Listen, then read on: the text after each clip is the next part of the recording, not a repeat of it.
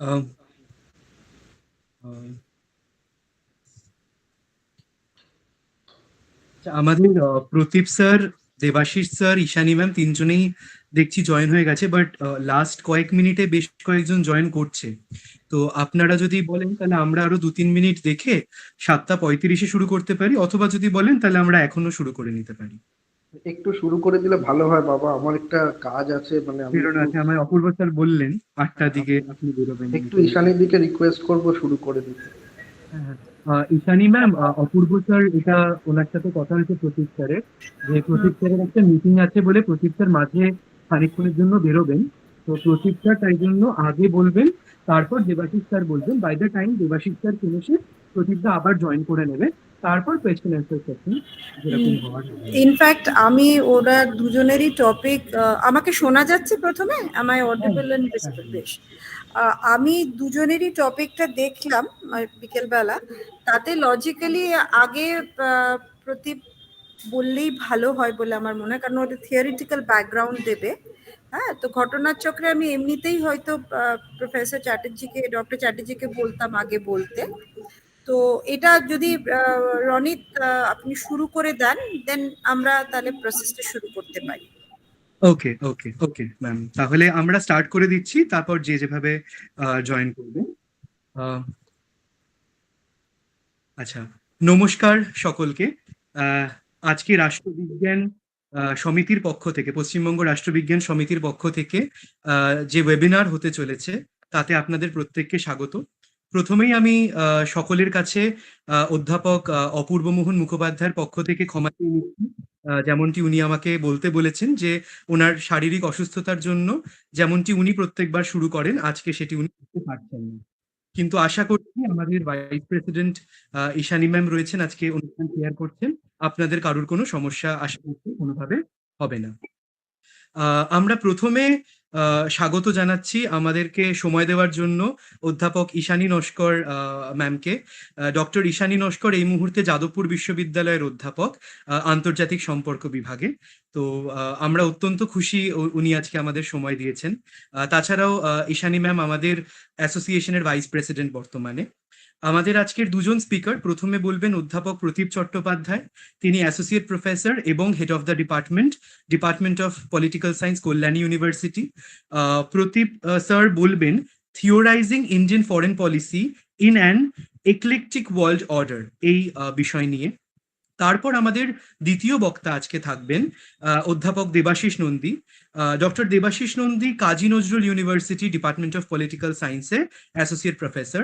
Owner topic managing South Asian neighbours in search of India's policy options. আর আমাদের অনুষ্ঠান আজকে চেয়ার করছেন অধ্যাপক নস্কর। তো আমি আর বেশি সময় অতিবাহিত না করে, কারণ আজকের যারা বক্তা তারা অত্যন্ত প্রচলিত, মানে পরিচিত সকলের কাছে, আলাদা করে আর বিস্তারিত এতে না গিয়ে আমি আমাদের আজকের চেয়ারের কাছে মাইক পাস করে দিচ্ছি। আজকের দুজন স্পিকার একবার একবার করে বলে নেবার পরে কোয়েশ্চেন অ্যান্সার হবে, সেইটাও আমাদের চেয়ার কন্ডাক্ট করে নেবে। এইভাবে আমাদের আজকের অনুষ্ঠানটা হবে। তো over to our chair, professor Naskar. ধন্যবাদ রনিত। নমস্কার। পশ্চিমবঙ্গ রাষ্ট্রবিজ্ঞান সমিতির পক্ষ থেকে এই যে আমরা ওয়েবিনার শৃঙ্খলা করি, তাতে আজকে আমাদের দুজন খুব তরুণ তুর্কি এবং খুবই যারা সিরিয়াস স্কলার্সদের মধ্যে আমরা মনে করি, তাঁরা দুজন এসেছেন। তাদের জ্ঞাতার্থে এবং যারা হয়তো এখানে এসে, অনেকেই আছেন যারা আগের থেকেই এই আলোচনা শৃঙ্খলার মধ্যে আছেন, আমরা যেটা বলতে চাই সেটা হচ্ছে যে আমরা এই ওয়েবিনার প্রক্রিয়াটা পলিটিক্যাল সায়েন্স অ্যাসোসিয়েশনের পক্ষ থেকে কোভিড আমল থেকে শুরু করেছি, এবং বিভিন্ন মানুষকে, জ্ঞানীগুণী মানুষ, তাদেরকে আমরা এখানে বলবার জন্য অনুরোধ করছি, এবং তারা এসে আমাদেরকে সম্পৃক্ত করছেন। এবং এই বক্তৃতা মালার মধ্যে অন্যতম সংযোজন আজকে যেটা হতে চলেছে, এর মধ্যে একটু নতুনত্ব আছে। এর আগে আমরা যাদের বক্তাদের ডেকেছিলাম তারা একজন একজন করে আসতেন।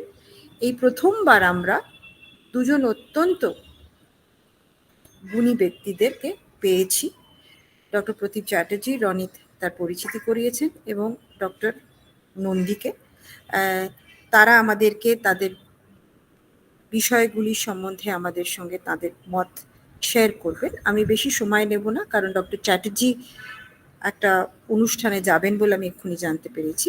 কাজে ডক্টর চ্যাটার্জিকে আমি অনুরোধ করব, উনি যদি 20 মিনিট, ডক্টর চ্যাটার্জি তাতে চলবে, ডক্টর চ্যাটার্জি 20 মিনিট তার বক্তব্য রাখুন, এবং তারপরে যেটা আমরা সবাই শুনতে পেয়েছি, তিনি কিছুক্ষণের জন্য আলোচনার বাইরে চলে যাবেন, আবার এসে আশা করি তিনি যোগদান করবেন যখন আমাদের আলোচনা এবং কোয়েশ্চেন আনসার সেশন শুরু হবে। ফলে ডক্টর চ্যাটার্জি, আপনি আপনার বক্তৃতা আমাদের জন্য শুরু করুন। তো প্রথমেই ধন্যবাদ জানাচ্ছি ঈশানী ম্যাডামকে আজকের সেশন চেয়ার করার জন্য। রাষ্ট্রবিজ্ঞান সমিতিকে, পশ্চিমবঙ্গ রাষ্ট্রবিজ্ঞান সমিতিকে আমার কৃতজ্ঞতা আমাকে বলতে সুযোগ দেওয়ার জন্য। আমি প্রথমেই ক্ষমা চেয়ে নিচ্ছি, তার কারণ আমি আজকে সময় দিয়েছিলাম, কিন্তু একটি বিশেষ কারণে আমি হয়তো 7:50 অবধি থাকতে পারবো, তারপরে আবার 1 ঘন্টা বাদে আমি জয়েন করব। আমি বাংলাতেই বলার চেষ্টা করছি, মূলত আমার ছাত্রছাত্রীদের কথা মাথায় রেখে। আমি যে বিষয়টা নিয়ে বলার চেষ্টা করব সেটা হচ্ছে, আমি টাইটেলটা এরকম করেছি, ইংলিশে যেটা আছে তার বাংলা তর্জমাটা হচ্ছে যে আজকের মিশ্র যে পৃথিবী, সেটাকে আমি একলেকটিক ওয়ার্ল্ড অর্ডার বলছি, যে একটা মিশ্র পৃথিবীর বা বিশ্ব পরিসর, সেখানে ভারতের পররাষ্ট্র নীতিকে আমরা কিভাবে তত্ত্বায়ন করতে পারি বা থিওরাইজ করতে পারি। আমি প্রথমেই যেটা ব্যাখ্যা করব যে আমি একলেকটিক কেন বলছি।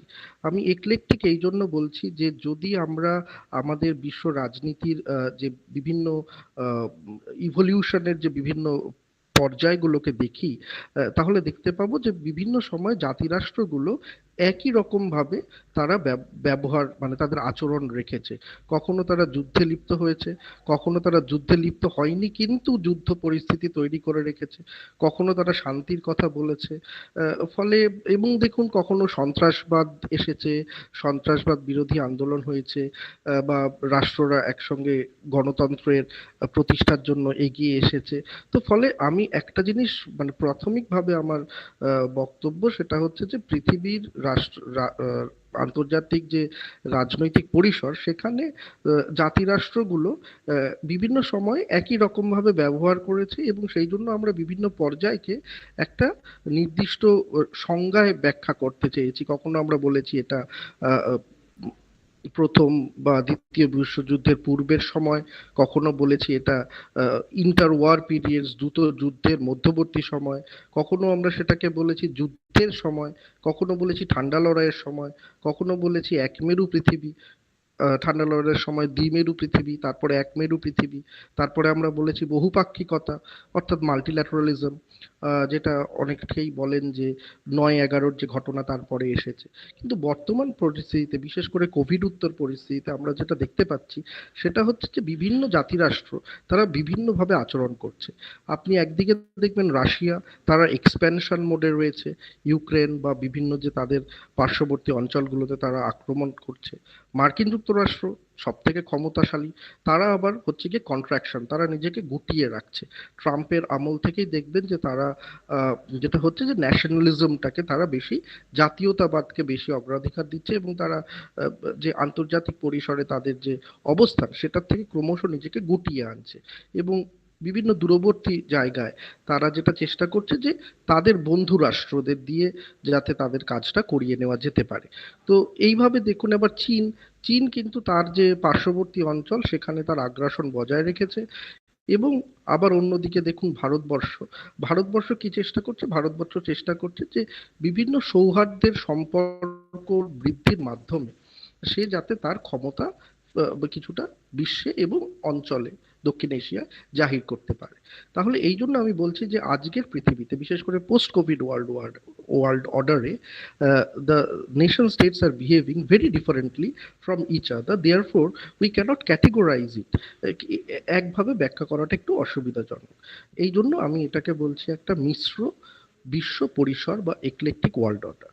নেক্সট যদি আমি আসি আমাদের হচ্ছে কি ইন্ডিয়ান ফরেন পলিসি, সেখানে আমাদের যিনি আজকে চেয়ারপারসন ম্যাডাম আছেন, ওনার বিস্তৃত লেখালেখি আছেন যে civilisational roots of Indian foreign policy. এবং আজকে আমরা জানি যে যারা ভারতবর্ষে বর্তমানে ক্ষমতায় আছেন তারাও সিভিলাইজেশন রুটসকে খুঁজে বার করে সেখানে ভারতের পররাষ্ট্রনীতিকে কিভাবে ব্যাখ্যা করা যায় সেই নিয়ে চিন্তা করছেন।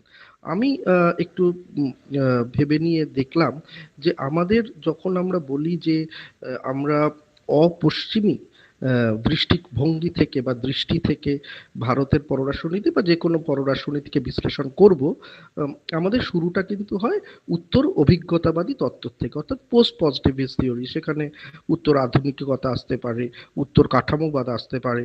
সেখানে সেখানে মূল যে জায়গাটা সেটা হচ্ছে সংস্কৃতি এবং আঞ্চলিক পরিসরের উপরে জোর দেওয়ার ব্যাপারটা খুবই গুরুত্বপূর্ণ।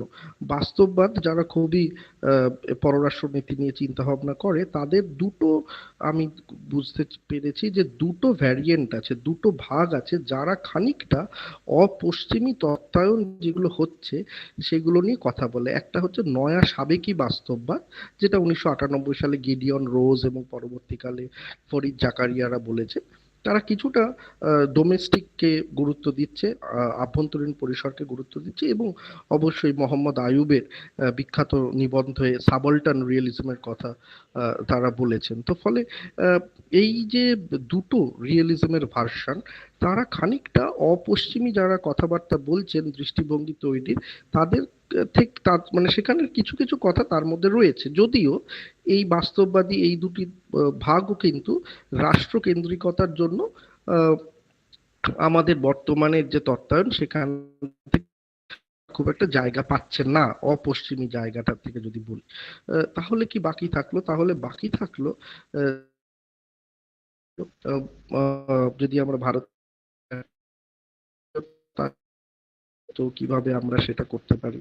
আরেকটু যদি আমরা দেখি তাহলে সম্রাট অশোকের কলিঙ্গ যুদ্ধের আগের অবস্থান এবং পরের অবস্থান, যেখানে উনি ধর্মের কথা বলছেন, ধাম্মা ওনার যে শব্দটা উনি ব্যবহার করছেন, এবং যদি তার পাশে আরেকটুখানি দেখি আমরা প্রাচীন চীন, যেখানে আমাদের অনেক সিলেবাসেও আছে যে নন ওয়েস্ট থিওরি বলতে আমরা ভারত এবং চীনের সিভিলাইজেশন গুলোকে স্টাডি করব।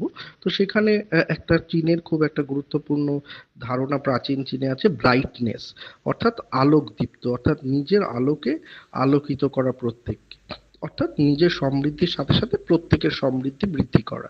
এবং আরেকটা তাদের খুবই খুবই খুবই নিজস্ব একটা ধারণা চীনের ব্রাইটনেসের সঙ্গে, সেটা হচ্ছে ইন্ট্রাস্টেট সম্পর্ক।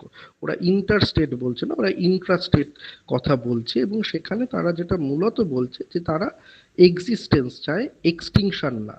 বর্তমান যখন আমরা রাষ্ট্র রাজনীতি আন্তর্জাতিক সম্পর্ক করি, আমরা ভাবি যে কে কার থেকে বেশি ক্ষমতাশালী হয়ে উঠতে পারবে এবং অন্যকে এক্সটিংক্ট করতে পারবে, শেষ করে দিতে পারবে। কিন্তু চীনের প্রাচীন যে জায়গা, সেখানে ইন্ট্রাস্টেট রিলেশন বলতে বলা হচ্ছে এক্সিস্টেন্স, মানে একসঙ্গে থাকতে হবে এবং তার জন্য যা যা সমস্যা আছে সেটাকে একসঙ্গে মোকাবিলা করতে হবে। তো এই হচ্ছে মোটামুটি আমরা সিভিলাইজেশনটা যদি দেখি তাহলে। এবং সেখানে আমি দুটো তিনটে বইয়ের কথা খুব গুরুত্বপূর্ণ এইখানটায় বলে নিতে চাই। একটা হচ্ছে বই যেটা খুবই আসন্ন, মে 2024 বেরোবে, Oxford handbook of foreign policy analysis, Juliet Kaarbo এবং ক্যামেরন ডিয়েস।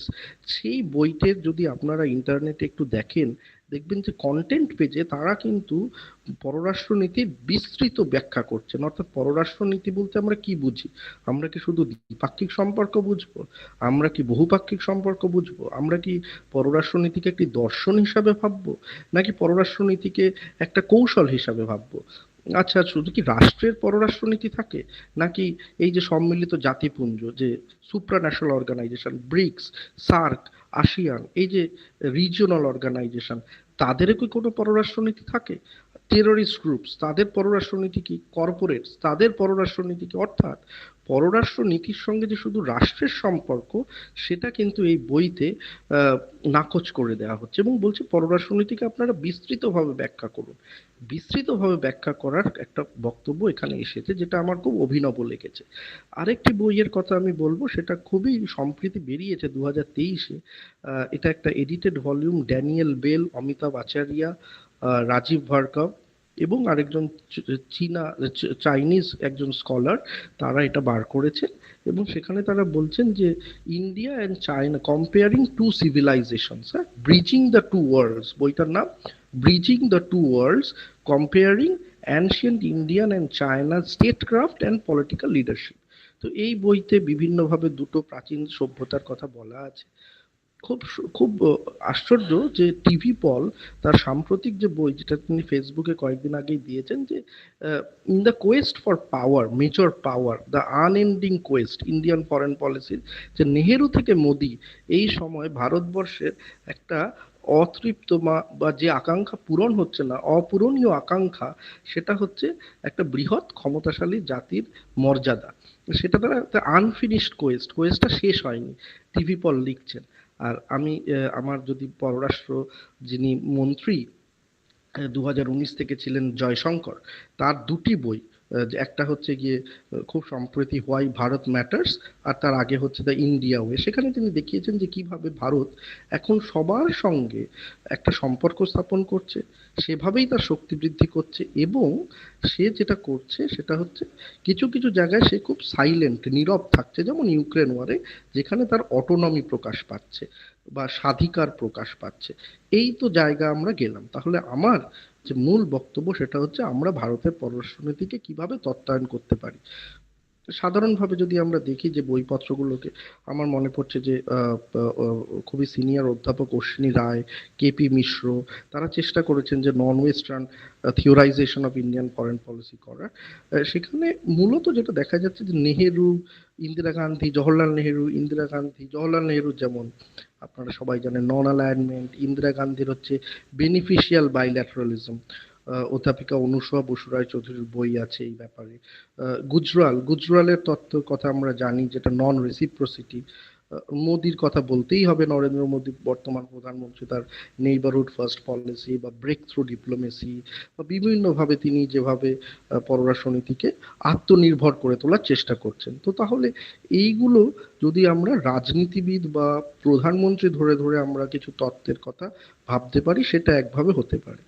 কিন্তু আরেকটা, যেটা যেহেতু আমি ক্র্যাবো এবং দিয়াসের বইটার কথা বললাম, যে পররাষ্ট্রনীতির ব্যাখ্যার বিস্তার, সেই ব্যাখ্যার বিস্তারের ক্ষেত্রে আমি একটা নতুন অ্যাপ্রোচে দেখেছি, সেটা হচ্ছে অবজারভার রিসার্চ ফাউন্ডেশন সেটা করছে। সেটা হচ্ছে opinion of the youth on foreign policy বা public opinion on foreign policy. এইটাই হচ্ছে আমার মতে ভারতের পররাষ্ট্রনীতিকে যদি আমরা নতুন করে তত্ত্বায়ন করতে চাই,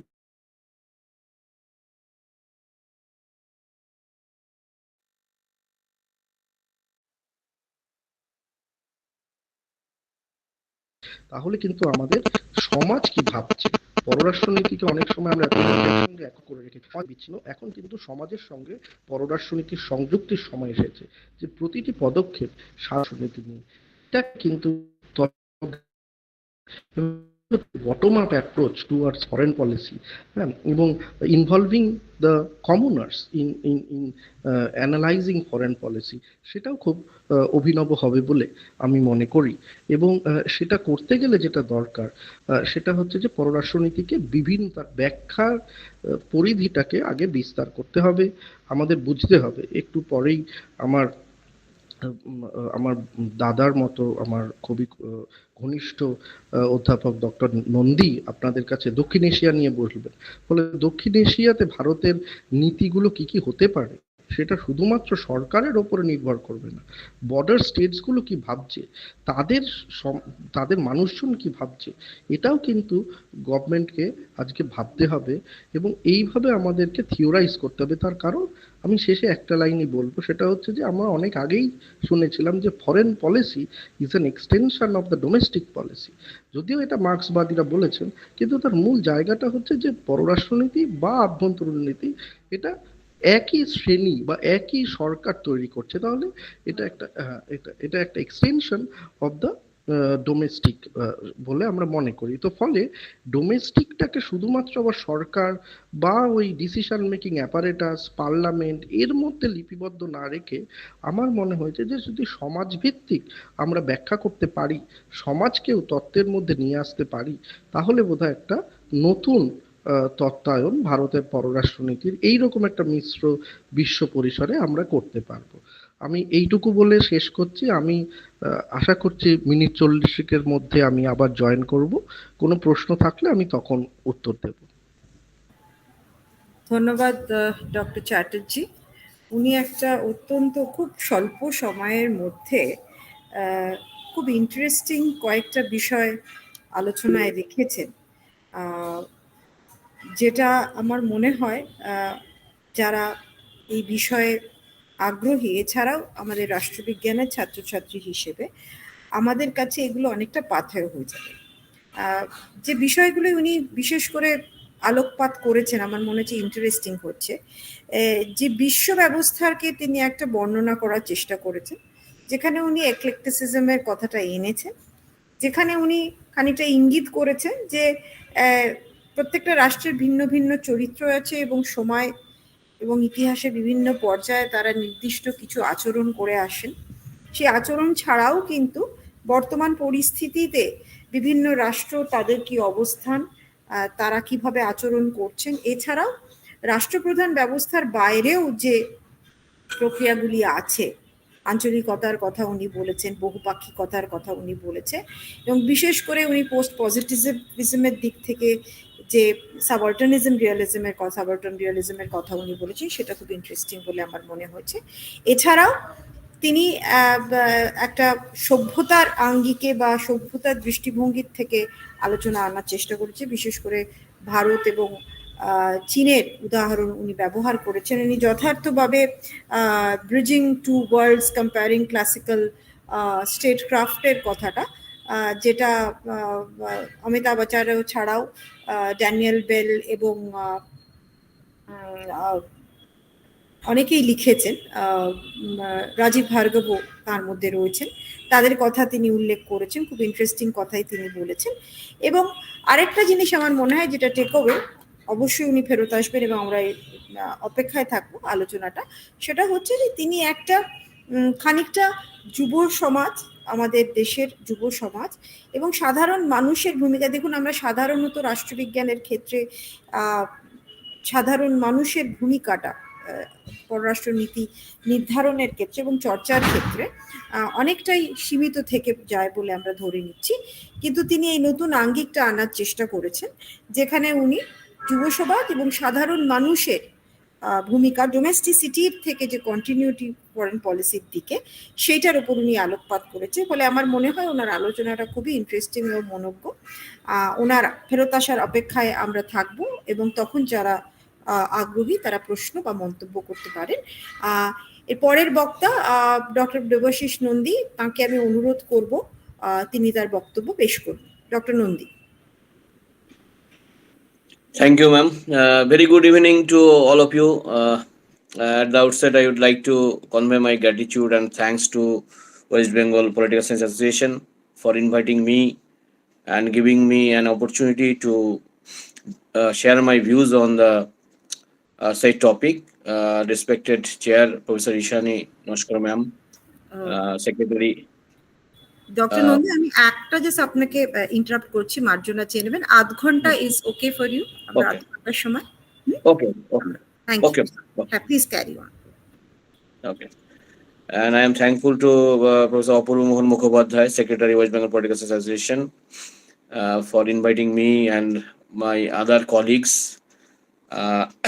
dear scholars and respected faculty members, and my teachers also. There is a number of teachers who are listening my lecture. I am thankful to them, all of them. Today, I will just share my views on the India's South Asian neighborhood policy, how India is managing the South Asian neighbors. Pratip, my beloved colleague and brother, already had given a broad outline of the theoretical perspective of India's foreign policy. He has just mentioned so many theories and how India is trying to apply these theories, and is it possible to apply all of the theories or not? Pratip has raised some question, valuable question. So today I will start from the Nehru, just start from Nehru, because India, whenever we talk about India's foreign policy, especially India's South Asian policy, then we should not forget the contribution of Nehru. Jawaharlal Nehru, who was not only the first Prime Minister of India, he was the first Minister of External Affairs of India, who framed the entire foreign policy. The crux of his neighborhood policy was to India should be very respectful and very much caring in handling its South Asian neighbors and all of the neighbors, and peaceful coexistence. He always believed peaceful coexistence and mutual respect. Yes, from an idealistic point of view, Nehru wanted to frame and exercise India's foreign policy. And when he started his journey, then India was struggling, and now India is an emerging power. The positional change of India since 1947 to 2024 has been dramatically changed.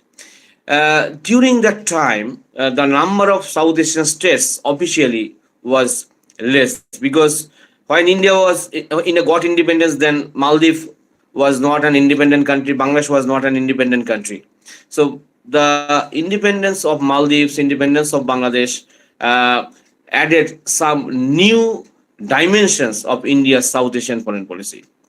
Categorically, if we talk about India's relations with South Asian neighbors, then we can categorize it into three parts: friendly relations, hostile relations, and mixed relations. In earlier few years back, in friendly relations, India had a very friendly relations with Maldives and Bhutan. Now this category has been challenged, because nowadays we don't have very cordial and very friendly relations with Maldives and Bhutan. In mixed relations, we can put the name of Nepal, Bangladesh, Sri Lanka, and to some extent Afghanistan. In hostile relations, we can put the name of Pakistan. But why these changing dimensions matter in India's foreign policy? Because India's foreign policy has been evolved throughout the ages, and during the Cold War era, India had to face a lot of problems, not only financial or economic challenges, but also strategic challenges. Because right from Pakistan, if we start our foreign policy managing with Pakistan, then first of all, we will not only mention the border issue. There are so many issues regarding India and Pakistan relations, regarding infiltration, regarding terrorism, regarding nuclear power competition. And during the Cold War era, when Pakistan accepted the offer of the United States of America to be a part of American military alliance. Since 1954, Pakistan has been receiving the military assistance and financial assistance and technical assistance from the United States of America. But the United States of America is well aware about the Pakistan's involvement in terrorist activities. But in that case, USA had taken a double standard policy towards Pakistan. And regarding the armaments, regarding the weaponization, regarding the arms race, there are some challenges, because when India just decided to develop its nuclear equipments, nuclear power after being attacked twice from China, then India gradually developed its nuclear power. On the other hand, Pakistan also developed its nuclear power. India for the first time tested nuclear bomb in 1974 at Chaghai at Pokhran of Rajasthan, for the second time in 1998, May 1998. In reply, Pakistan also twice just tested nuclear bombs. But this is called the nuclear deterrence theory. But we can discuss this competition through zero sum game also, theory also. But whatever it is, that what I am saying, that due to these armaments, due to this nuclear power competition, both countries have had spent a lot of money for warheads, especially Pakistan. That is why the Pakistan has been failed state. Pakistan has been treated as the terrorist state. It has lost its financial autonomy. So, and Pakistan, the democracy of Pakistan is not functional. The people of Pakistan had witnessed the deficiency of democracy, violation of human rights, and it has been stigmatized as a terrorist state. So whenever a state exists with another terrorist state or failed democratic state or a military state, then so many challenges will automatically come. So we are staying with a hostile country, with an enemy neighbors, just like Pakistan. That is why our security system is always concerned about Pakistan. And we don't have any cultural treaty with Pakistan. We have a number of times we had to fought with Pakistan, and Pakistan, each and every time Pakistan attacked us. But as per India's foreign policy, India will never attack first to any other country. India retaliated. But what happened? The involvement of third countries is very much important in this regard. USA wanted to intervene to mitigate India Pakistan problem, especially Kashmir issue, right from Bill Clinton to Donald Trump. But India has made it clear this is our bilateral issue. No third country's intervention is expected or will be entertained also. And India is concerned about the continuous Chinese support to Pakistan, because China already established a port at Gwadar of Pakistan, has already established a special economic zone in Pakistan. And not only Pakistan, China is not only got involved in economic affairs in Pakistan, but also making surveillance over India, especially Pakistan. China is very much active in Pak-occupied Kashmir area. So this is another security threat to India. And whenever we talk about some internal affairs, Pratip has rightly mentioned that domestic matters are very much important in formulation of foreign policy.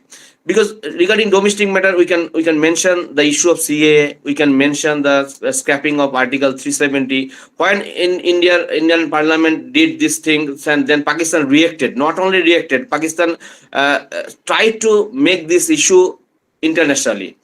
And India has managed perfectly. That India has made it clear this is our internal affairs, so Pakistan and other countries can't react on this. So this is a good thing of management.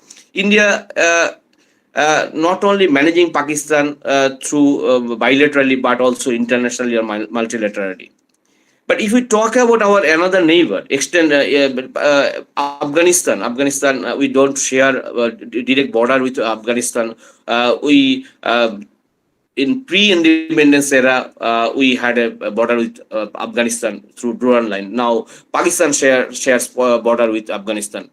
But Afghanistan is a state along with having 34 provinces. It is a multi-ethnic country. Islamic Republic of Afghanistan got independence in 1919.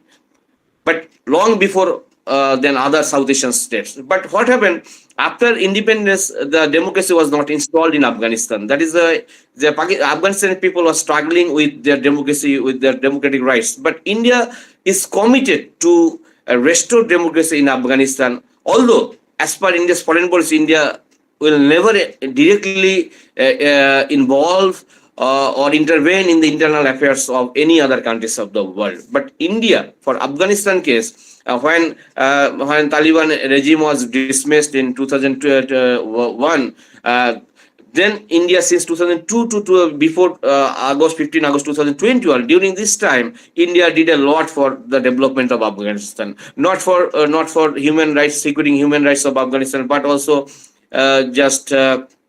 India not only contributed the capacity building of Afghan youth, but India just tried to foster the democratic activities in Afghanistan. India has built the new parliamentarian building of Afghanistan, and India provided humanitarian assistance. But what are the challenges? Because Pakistan is a state which is the key challenge in maintaining the cordial relations with Afghanistan, because always Pakistan try to foster the terrorist activities in Afghanistan, and not only that, when India just opened up a number of diplomatic missions into Afghanistan, apart from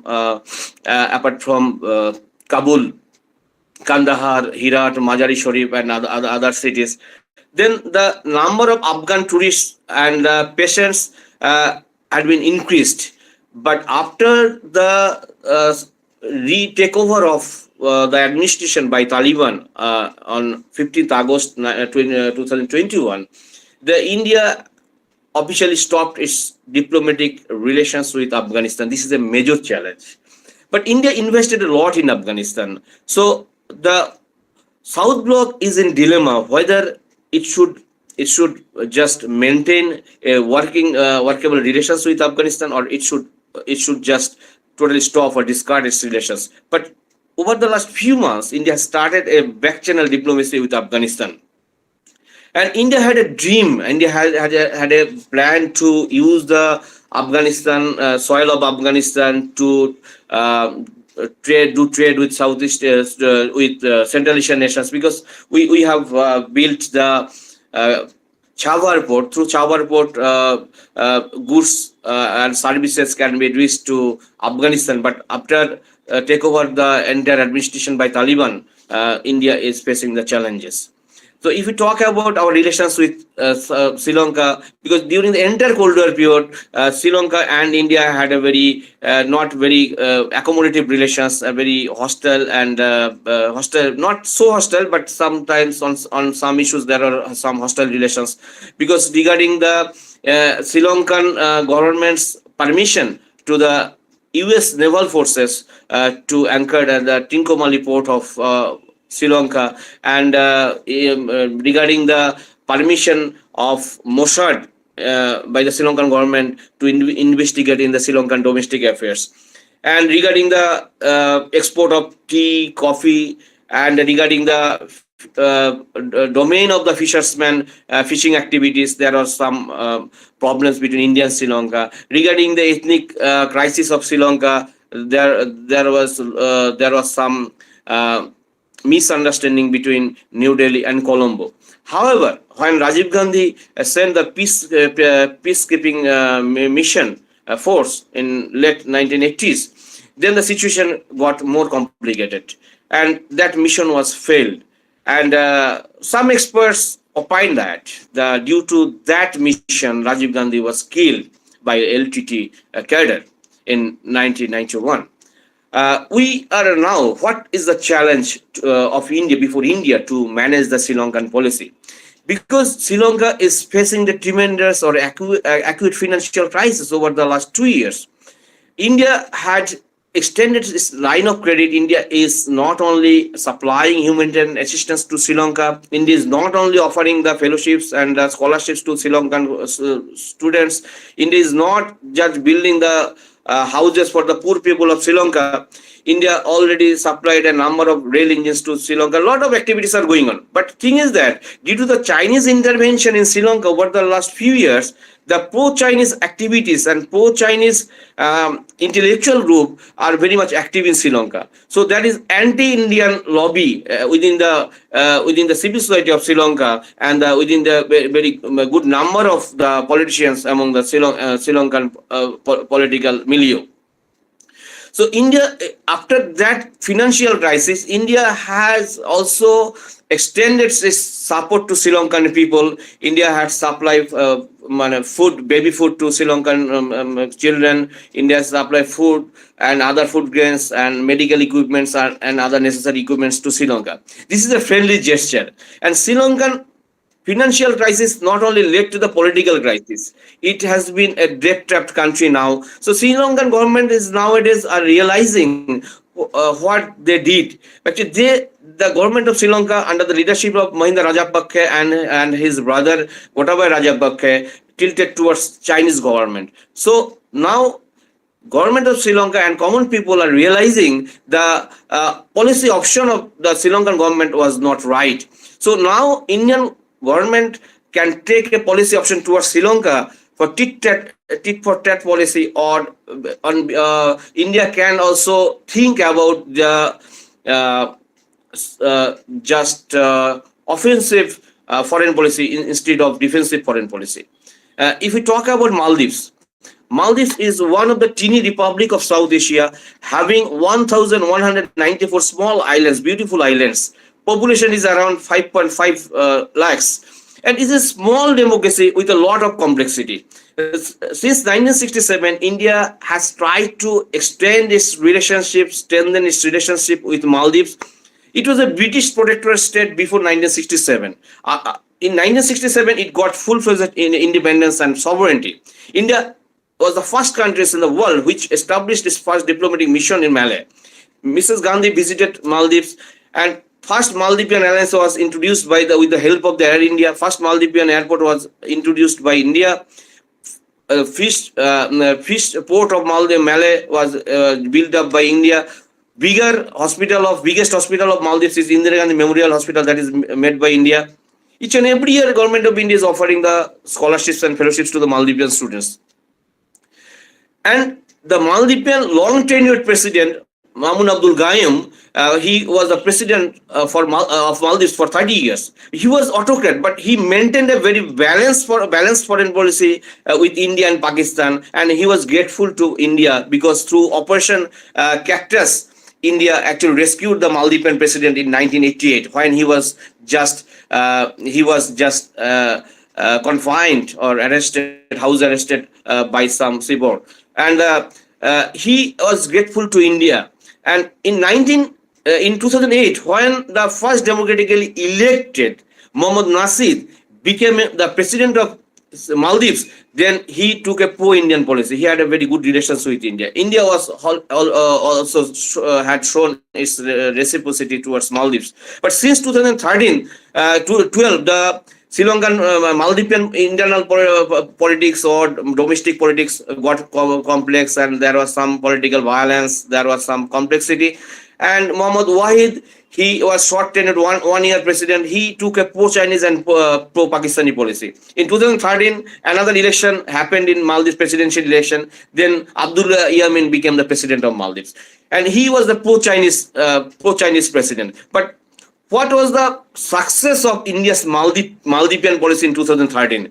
Because during the presidential election of Maldives in 2013, the National Election Commission of India was requested to hold the election. It was the best just recognition for India, because India is the largest democracy in the world and Maldives is one of the smallest democracies in the world. The reliability of India towards Maldives was extended during that time. India successfully organized that election. But in 2018, another pro-Indian president became the pro-Indian president of Maldives, just extended his Maldivian relations with India. But for the last year, India is in dilemma whether India should continue its friendly relations with Maldives or not.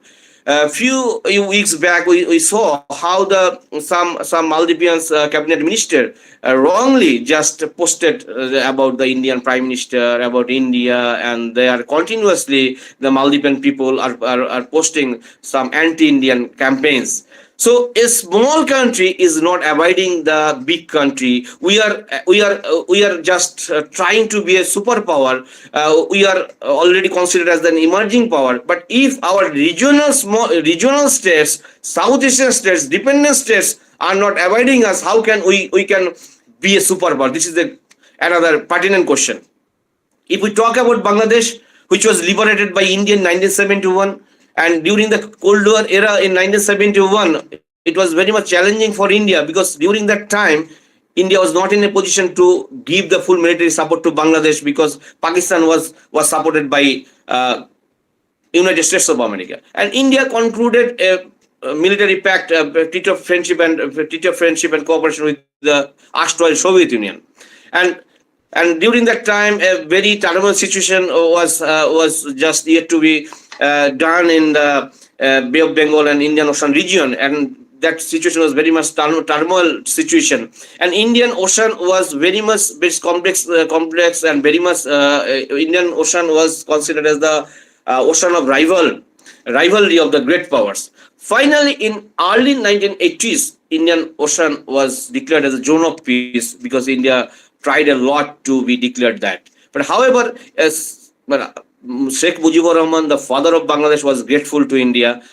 But after his assassination, the successive leaders of Bangladesh were not pro-Indian. They were pro-Pakistani. They are anti-nationalist. They are Rajakars, and unfortunately, two military ruler of Bangladesh, Zia Rahman and Hussein Mohammad Ershad, were not pro-Indian. Even these two presidents were not interested to extend their gratitude to India. And India during that time was also reluctant about Bangladesh. And in December 1990, Hussein Mohammad Ershad was overthrown through a strong mass movement. In 1991, when the democratically elected new government came into power, led by Khaleda Zia, later in 1996, Sheikh Hasina, then Khaleda Zia and Jamaat, then Sheikh Hasina, and till date. But what is the major challenge of Bangladesh, and what is the positive things of Indo-Bangladesh relations? Bangladesh is very much Bangladesh is situated in very much pivotal geostrategical location, and three sides of Bangladesh are surrounded by India. Bangladesh allowed India to access its land to reach northeast from Kolkata to Agartala, from Kolkata to Guwahati. Our goods truck and passenger bus are going to Agartala. It is going to Guwahati, and to ensure and to active our activist policy, Bangladesh is a very much important country. And if India has planned already to just import gas from Myanmar through pipeline through Bangladesh. So Bangladesh is playing the significant role. Indian investors are planning to some investment already done in Bangladesh. The medical tourism is the very good aspect, but each and every year we know the patients from Bangladesh are coming to India for the treatment. This is called medical tourism, and the students of Bangladesh, self-financed students, are coming to India for their study. Pratip already mentioned very good aspect. I appreciate his speech, because without the changing of the perception among the youth of neighboring country, it is quite impossible to maintain good relations, because everything is imposed from that foreign policy is made in South Asian countries, from in other countries also, through the approach of top-down model. But if the bottom of approach is applied, then it might be very effective, because when the students are coming from neighboring countries for their education, for tourism, for some reality shows, sports, it is not only just effective for soft power diplomacy, but perception can be changed. Whenever I have used to visited the neighboring countries, there are some misperception about India, big brother syndrome. So when they are coming to India, when they are actually getting some service from India, they are enjoying the good treatment, education system and tourism, then their perception are changed. Because to smooth the visa policy, in order to strengthening the people-to-people contact, the government of India has taken some policies, not only towards the pilgrims, but for the tourism. But Bangladesh is important for another country for our security reason, because we have shared a very, very long border with Bangladesh. Most of the border I have studied on India-Bangladesh border through for a project. So I have noticed that most of the border area is not covered by fencing. Most of the areas are just vacant. There is a porous border. So infiltrators are usually coming through this porous border, and they can manage the border security force, and illegal cattle trade, smuggling, women trafficking, human trafficking, drug trafficking, everything is going on. So fake note business is also going on. So some people are coming and they are settling in the bordering areas, and this is a security threat. Khagragar incident of Bardhaman town in 2014 remind us that what happened and what is happening in some other bordering districts of Bengal. Bangladesh is important because the Japan already established a port at Matarbari of Bangladesh, the southern Bangladesh, so Chattopadhyay, and through Matarbari, goods can be reached to Nepal and Bhutan. Can beneficial for Bangladesh and Japan. This is beneficial for India. For Bangladesh can access border of Nepal and Bhutan. So for and if we talk about just intra-regional business, then we have some inter-regional organization. The member countries include Bangladesh, Nepal, Bhutan, and India. And India's grid is connected with Bangladesh grid, Bhutanese grid, and Nepalese grid. So surplus electricity can be also just supplied to neighboring countries. So in this way, the mutual benefit, we can be benefited.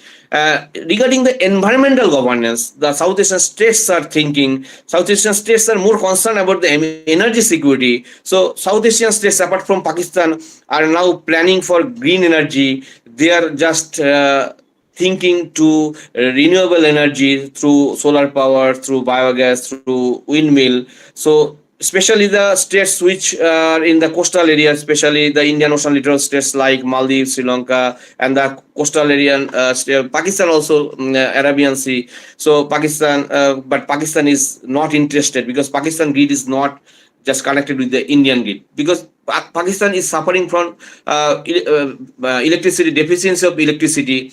Per day, Pakistan people only can access electricity for 10 hours maximum. So if there is a good relations with Pakistan and India, then surplus electricity from India could be exported from India to Pakistan. So if we talk about the human security issue, the human security is another very pertinent issue in South Asia. So India is not facing this problem. Human security issue is not only related to poverty, illiteracy, unemployment, and life trading. It is also related to human trafficking. It is related to illegal infiltration. Regarding the infiltration, the India has been the juncture of the infiltration. Most of the South Asian states, people are coming from Nepal, Bangladesh, Bhutan illegally to India. From India, they are going to another Gulf countries. Some illegal activities are happening through border. So that is a surveillance in the Indian administration. But thing is that each and every year, some women's children are not only they are just illegally trafficked, but there is some organ business. Illegally, organs are extracted from the body, and these organs are sold out in the international market.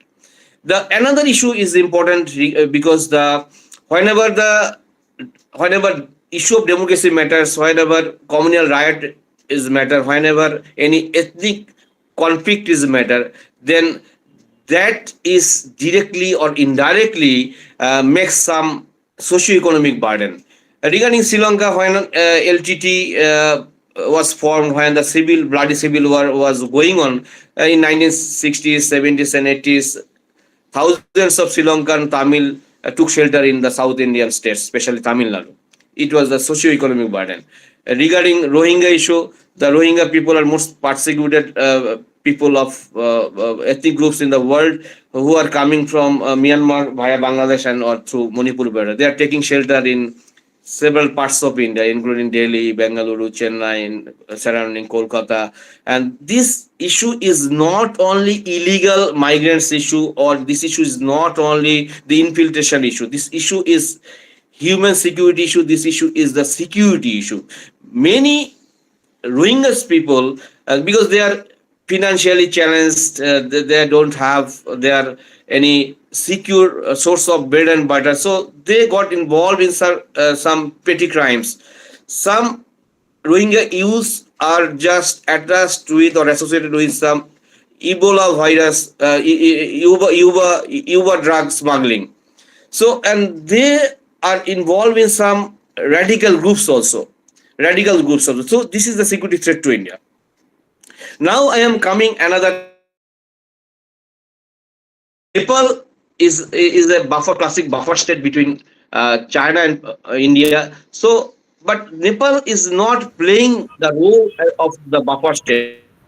Dr. Nandi, I hate to Aligned with intervene. Could we just try and wind up another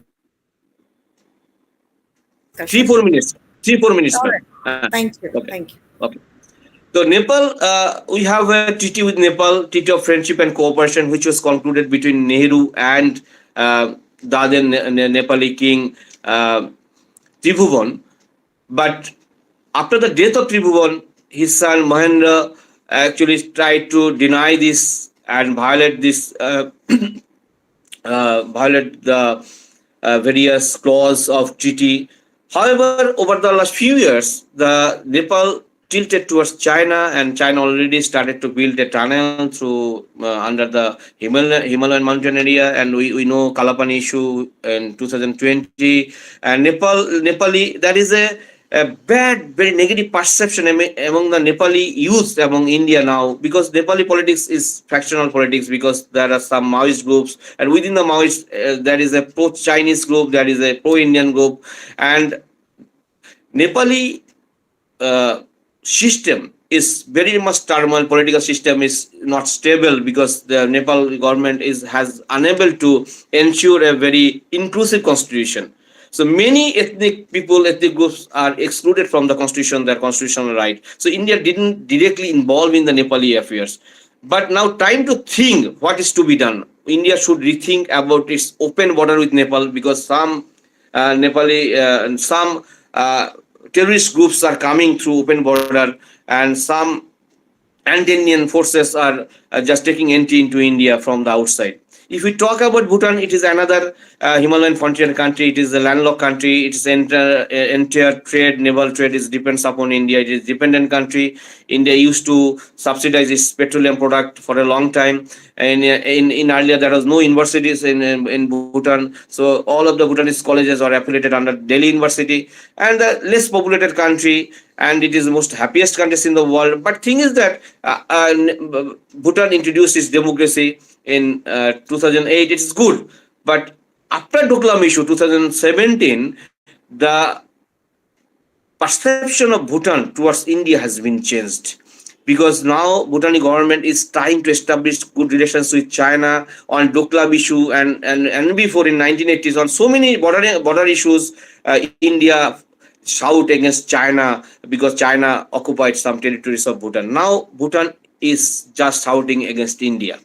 This is the failure of our foreign policy. It is a landlocked country, totally dependent upon India, but it is shouting against India. So now we can think that whether India should continue its friendly gesture to South Asian countries, it will continue its generosity towards South Asian countries, or it will take very offensive policy instead of defensive policy, because these states not only being assisted by India now from their independence, India is continuously assisting. So the public policy of the South Asian states should be changed, because the public diplomacy is very much important, because without changing the perception of the youth about India, then the India will not be able to continue its successful foreign policy with the neighbors, South Asian neighbors, because China already entered in South Asia, already not only extended its diplomatic or economic relations, but also with South Asian states, but also extended its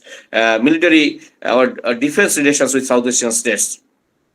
So India should just place a alternative before the South Asian states, which is the best option before the South Asian states, either China or India. If India is failed to establish itself as the regional power, then the question will be raised properly: how can India can claim it to be a superpower in near future? Thank you.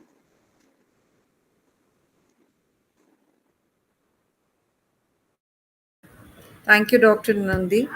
At the outset, I would say that this is a very informative, the talk that Dr. Nandi delivered is both extensive and to a certain extent also pretty intensive.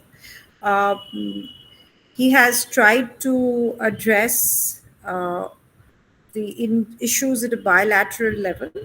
He has spoken about India's relations with most of the countries, and he has identified the challenges that are there. And alongside, he's also brought about a new angle where he has also addressed the issues of human security and how the domesticity, as also the earlier speaker, Dr. Chatterjee, had mentioned about the issue of domesticity also, how they are linked. And Dr. Nandi has also reiterated Dr. Chatterjee's observation that the need of the young generation to become more aware and more involved with the idea of foreign policy making India vis-a-vis South Asia.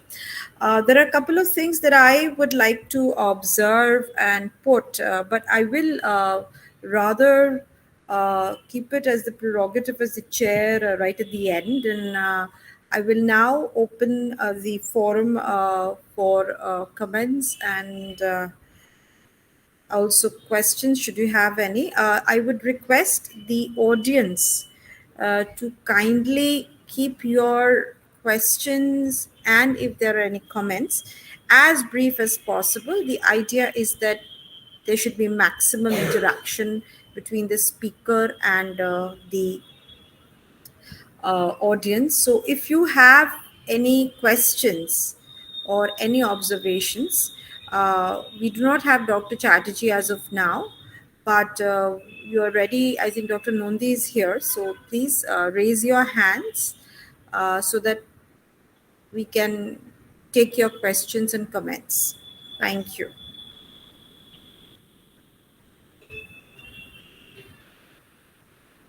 Doctor নন্দীর বক্তব্যের নিরিখে যদি কারোর বক্তব্য এবং কারোর কোনো মন্তব্য থাকে, আমি অনুরোধ করব যিনি প্রশ্নকর্তা হবেন তিনি ক্যামেরা অন করে নিজের পরিচিতি দিয়ে তার বক্তব্য বা প্রশ্ন রাখবেন অত্যন্ত সংক্ষিপ্তভাবে, কাজে যেহেতু আমরা চেষ্টা করব ম্যাক্সিমাম বক্তব্য বা মন্তব্য আমরা বা প্রশ্ন নিতে পারি।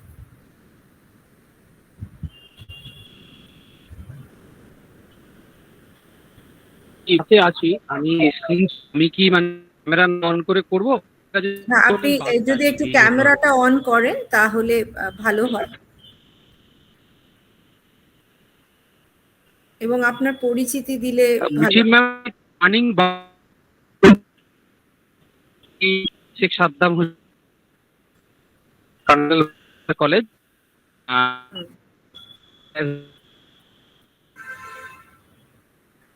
ওনার যোগাযোগটা বোধহয় সমস্যা করছে।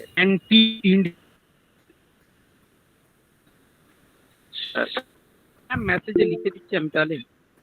হ্যাঁ, হ্যাঁ আপনার কথাটা কেটে যাচ্ছে, তো আপনার যদি প্রশ্নটা আমরা শুনতে না পারি তাহলে আপনি চ্যাট বক্সেও লিখে দিতে পারেন, আমরা সেখান থেকে আপনার প্রশ্নটা নিয়ে নিতে পারবো। আচ্ছা আচ্ছা আচ্ছা। ইতোমধ্যে আরো কারোর যদি কোনো প্রশ্ন বা বক্তব্য থাকে তিনি। বর্তমানে আমরা দেখতে পাচ্ছি যে মালদ্বীপে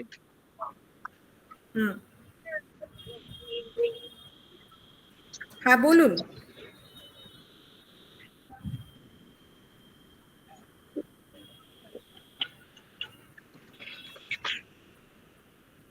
সাদ্দাম, আমার মনে হয় আপনি চ্যাটে আপনার বক্তব্য রাখতে পারেন। আমার মনে হয় উনি ডিসকানেক্ট হয়ে গেছেন। আর কারোর কোনো বক্তব্য বা প্রশ্ন ডক্টর নন্দীর প্রতি থাকলে করতে পারেন।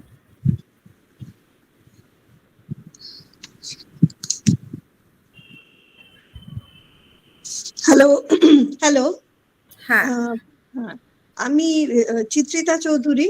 আপনার কি ক্যামেরা অন করা সম্ভব ম্যাডাম? ক্যামেরা অন করা সম্ভব কিনা, আচ্ছা আমি দেখছি। যদি করা যায় ভালো। হ্যাঁ, বেশ, বলুন, আমরা আপনাকে দেখতে পাচ্ছি, বলুন। Thank you. দেবাশিস কে আমি বলছি। ম্যাডাম, দেবাশিস, আপনার পরিচিতিটা যদি দেওয়া হ্যাঁ যায়। হ্যাঁ, আমি একজন retired teacher from Vidyasagar college, political science. তো দেবাশিস আমার ছাত্র ছিল, সুতরাং একটা স্পেশাল থ্যাঙ্কস তো নিশ্চয়ই ওর জন্য। ওর বক্তব্য আমি আগেও শুনেছি, তো এবারও শুনলাম। তো সংক্ষেপে আমি যেটা জানতে চাই দেবাশিসের কাছে, যে আমরা তো দেখছি যে ইন্ডিয়া জেনারেস নানান অ্যাসিস্ট্যান্স এর মধ্যে দিয়ে তার যে নেইবারিং কান্ট্রিগুলোর সঙ্গে সে রিলেশনশিপ বিল্ড আপ করার জন্য চেষ্টা করেছে। অনেকভাবেই সে সফট, তার যে পলিসি সেগুলো দিয়ে সে হেল্প করেছে। কিন্তু তা সত্ত্বেও একটা নেগেটিভ অ্যাটিটিউড গ্রো করেছে তার নেইবারিং কান্ট্রিগুলোর মধ্যে। অ্যাপার্ট ফ্রম যে চায়না তাদের ইনফ্লুয়েন্স করছে বা সবকিছু, কিন্তু জেনারেল যে পাবলিক পারসেপশন সেটা কেন ইন্ডিয়ার এগেনস্টে চলে যাচ্ছে? What went wrong with India? এটা আমার প্রশ্ন থাকলো। Thank you ma'am. Doctor Nandi, আপনি কি আরো দু একটা? আমি একটা একটা করে দিচ্ছি ম্যাডাম, মানে আমি একবারে নিচ্ছি না, তাহলে কোশ্চেনগুলো মনে থাকবে না আমার। আমি ম্যাডামেরটা আগে দিয়ে নিচ্ছি। হ্যাঁ, থ্যাংক ইউ ম্যাম। ম্যাডাম খুব খুব ভালো প্রশ্ন করেছেন। কেন এত সাহায্য করা সত্ত্বেও আমাদের যে নেইবার তাদের সরকার এবং তাদের জনগণের একটা বড় অংশ ভারত বিরোধিতা করছে? যেটা আমার মনে হয়েছে সেটা হচ্ছে যে কোথাও পাবলিক ডিপ্লোমেসি ঠিকঠাক ফাংশন করছে না। যে আমরা তো অ্যাসিস্ট্যান্স দিচ্ছি গভর্নমেন্ট লেভেলে, আমরা সফট ডিপ্লোমেসির কথা বলছি, যৌথ আমরা ফিল্ম নির্মাণ করছি, সাংস্কৃতিক আদান প্রদান করছি, ফেলোশিপ দিচ্ছি, স্পোর্টসের মাধ্যমে পৌঁছানোর চেষ্টা, সায়েন্টিফিক কোঅপারেশন করছি। কোথাও একটা ওই যে ইভেন কি ভারতের যে দূতাবাসগুলো রয়েছে দক্ষিণ এশিয়ার বিভিন্ন দেশে, অন্যান্য দেশে রয়েছে, সেখানে কিন্তু ইন্ডিয়া সেন্টার থাকে যে দূতাবাসগুলোর পাশে, এবং এম্বাসিগুলো সেখানে ইন্ডিয়ান ভাষা সংস্কৃতি, আমাদের আয়ুর্বেদ, আমাদের যোগা, এগুলো যেমন প্রচারের চেষ্টা করে, আমাদের সংস্কৃতি প্রচারের চেষ্টা করে, এবং বিভিন্ন সময় ইন্ডিয়ান যে ফেস্টিভ্যাল হয় তাদেরকে ওই লোকাল জনগণকেও ডাকে। কিন্তু কোথাও একটা মনে হয়েছে যে ওই দেশের ইউথরা যেই ধরনের চাইছে সেই ধরনের হয়তো মানে তারা মানে সেই ভারত সরকারের কাছে যেই ধরনের এক্সপেক্ট করছে সেই ধরনের সাহায্য হয়তো পাচ্ছে না। এখন বিষয়টা হচ্ছে এতদিন পর্যন্ত যেভাবে ইন্ডিয়া সাহায্য করতো একটা বিফোর গ্লোবালাইজেশন, আফটার গ্লোবালাইজেশন মানুষের কাছে অনেক ইনফরমেশন, বিভিন্ন দেশের জনগণের কাছে অনেক ইনফরমেশন, ফলে তারা যেই ধরনের সাহায্য এক্সপেক্ট করে চায় না তাদেরকে সেটা দিতে পারে, সেই টেকনোলজিক্যাল বলুন বা যেই ধরনের, তারা কিন্তু মানে সাবস্টেন্টিভ কিছু ভাবছে না। ভবিষ্যতে এই ধরনের সাহায্য পেলে তাদের কি অসুবিধা হতে পারে, তাদের ইন্ডিজিনিটি হারাবে কি হারাবে না, কি শর্ত হবে, রাষ্ট্রের কি সমস্যা হবে, এগুলো ভাবছে না। তারা ভাবছে তাৎক্ষণিক। অর্থাৎ এই মুহূর্তে যদি আমি বলি যে ইন্ডিয়া যেমন ফেলোশিপ দিচ্ছে, ফেলোশিপ দেওয়ার পরে ইন্ডিয়া যে পরিমাণ ফেলোশিপ দিচ্ছে তার চাইতে অনেক বেশি পরিমাণ ফেলোশিপ যেমন চায়না দিচ্ছে বাংলাদেশ নেপালি স্টুডেন্টদের। মানে আমাদের একটা মিডিওকার স্টুডেন্টও যদি ওখানে আমাদের যে লেভেল, বাংলাদেশে যদি মিডিওকার স্টুডেন্ট হয় বা তার থেকে কমও হয়, তার ইচ্ছা করে চায়নাতে পিএইচডি করতে যেতে পারে, পোস্ট ডক্টর ফেলোশিপে যেতে পারে, এটা তাদের জন্য কোটা আছে, নেপালের জন্য আছে, ভুটানের জন্য আছে প্রচুর। এবং তারা একটা জিনিস দেখছে যে যেভাবে মানে তারা চাইনিজ কোম্পানিগুলোতে যারা অ্যাবজর্ভ হতে পারছে তাদের কাজে, ইন্ডিয়ান কোম্পানিগুলো কিন্তু সেইভাবে যাচ্ছে, তারা অ্যাসিস্ট্যান্স করছে। ইন্ডিয়ান কোম্পানিগুলো সেইভাবে কিন্তু সাউথ এশিয়াতে যেহেতু ঢুকতে পারছে না বা কোনো স্ট্র্যাটেজির হোক তারা প্ল্যান করছে, সেটা যেতে পারছে না। তার ফলে ওই দেশের স্থানীয় যুবকরা সেখানে কিন্তু অ্যাবজর্ভ হতে পারছে। যদি ইন্ডিয়ান কোম্পানিগুলোতে চাকরি করতে পারতো তাহলে কিন্তু তাদের একটা প্রো ইন্ডিয়ান মানসিকতা তৈরি হতো। তৃতীয়ত যেটা, সেটা হচ্ছে যে ইন্ডিয়া অনেক সময় লাইন অফ ক্রেডিটের যে প্রতিশ্রুতি দেয়, হয়তো বললো যে আমি 5,000 কোটি টাকা লাইন অফ ক্রেডিট দেবো বাংলাদেশকে, দেখা যাচ্ছে 5 বছর হয়ে যাওয়ার পরে 2,000 কোটি টাকাও দিতে পারছে না ইন্ডিয়া। অর্থাৎ যে প্রমিসটা করছে সেই প্রমিস অনুযায়ী যে আর্থিক সহায়তা সেটা করতে পারছে না। পাশাপাশি যে কিছু কিছু দেশের ক্ষেত্রে, বিশেষ বাংলাদেশ বলবো, কেস বাংলাদেশ, আফগানিস্তান, মালদ্বীপস এর ক্ষেত্রে, পাকিস্তানের ক্ষেত্রে, যে র্যাডিক্যাল ফোর্স যেটা যেভাবে বৃদ্ধি পেয়েছে তাদের একটা বড় অংশ কিন্তু অ্যান্টি ইন্ডিয়ান, এবং এটা কিন্তু বাংলাদেশে ছিল না।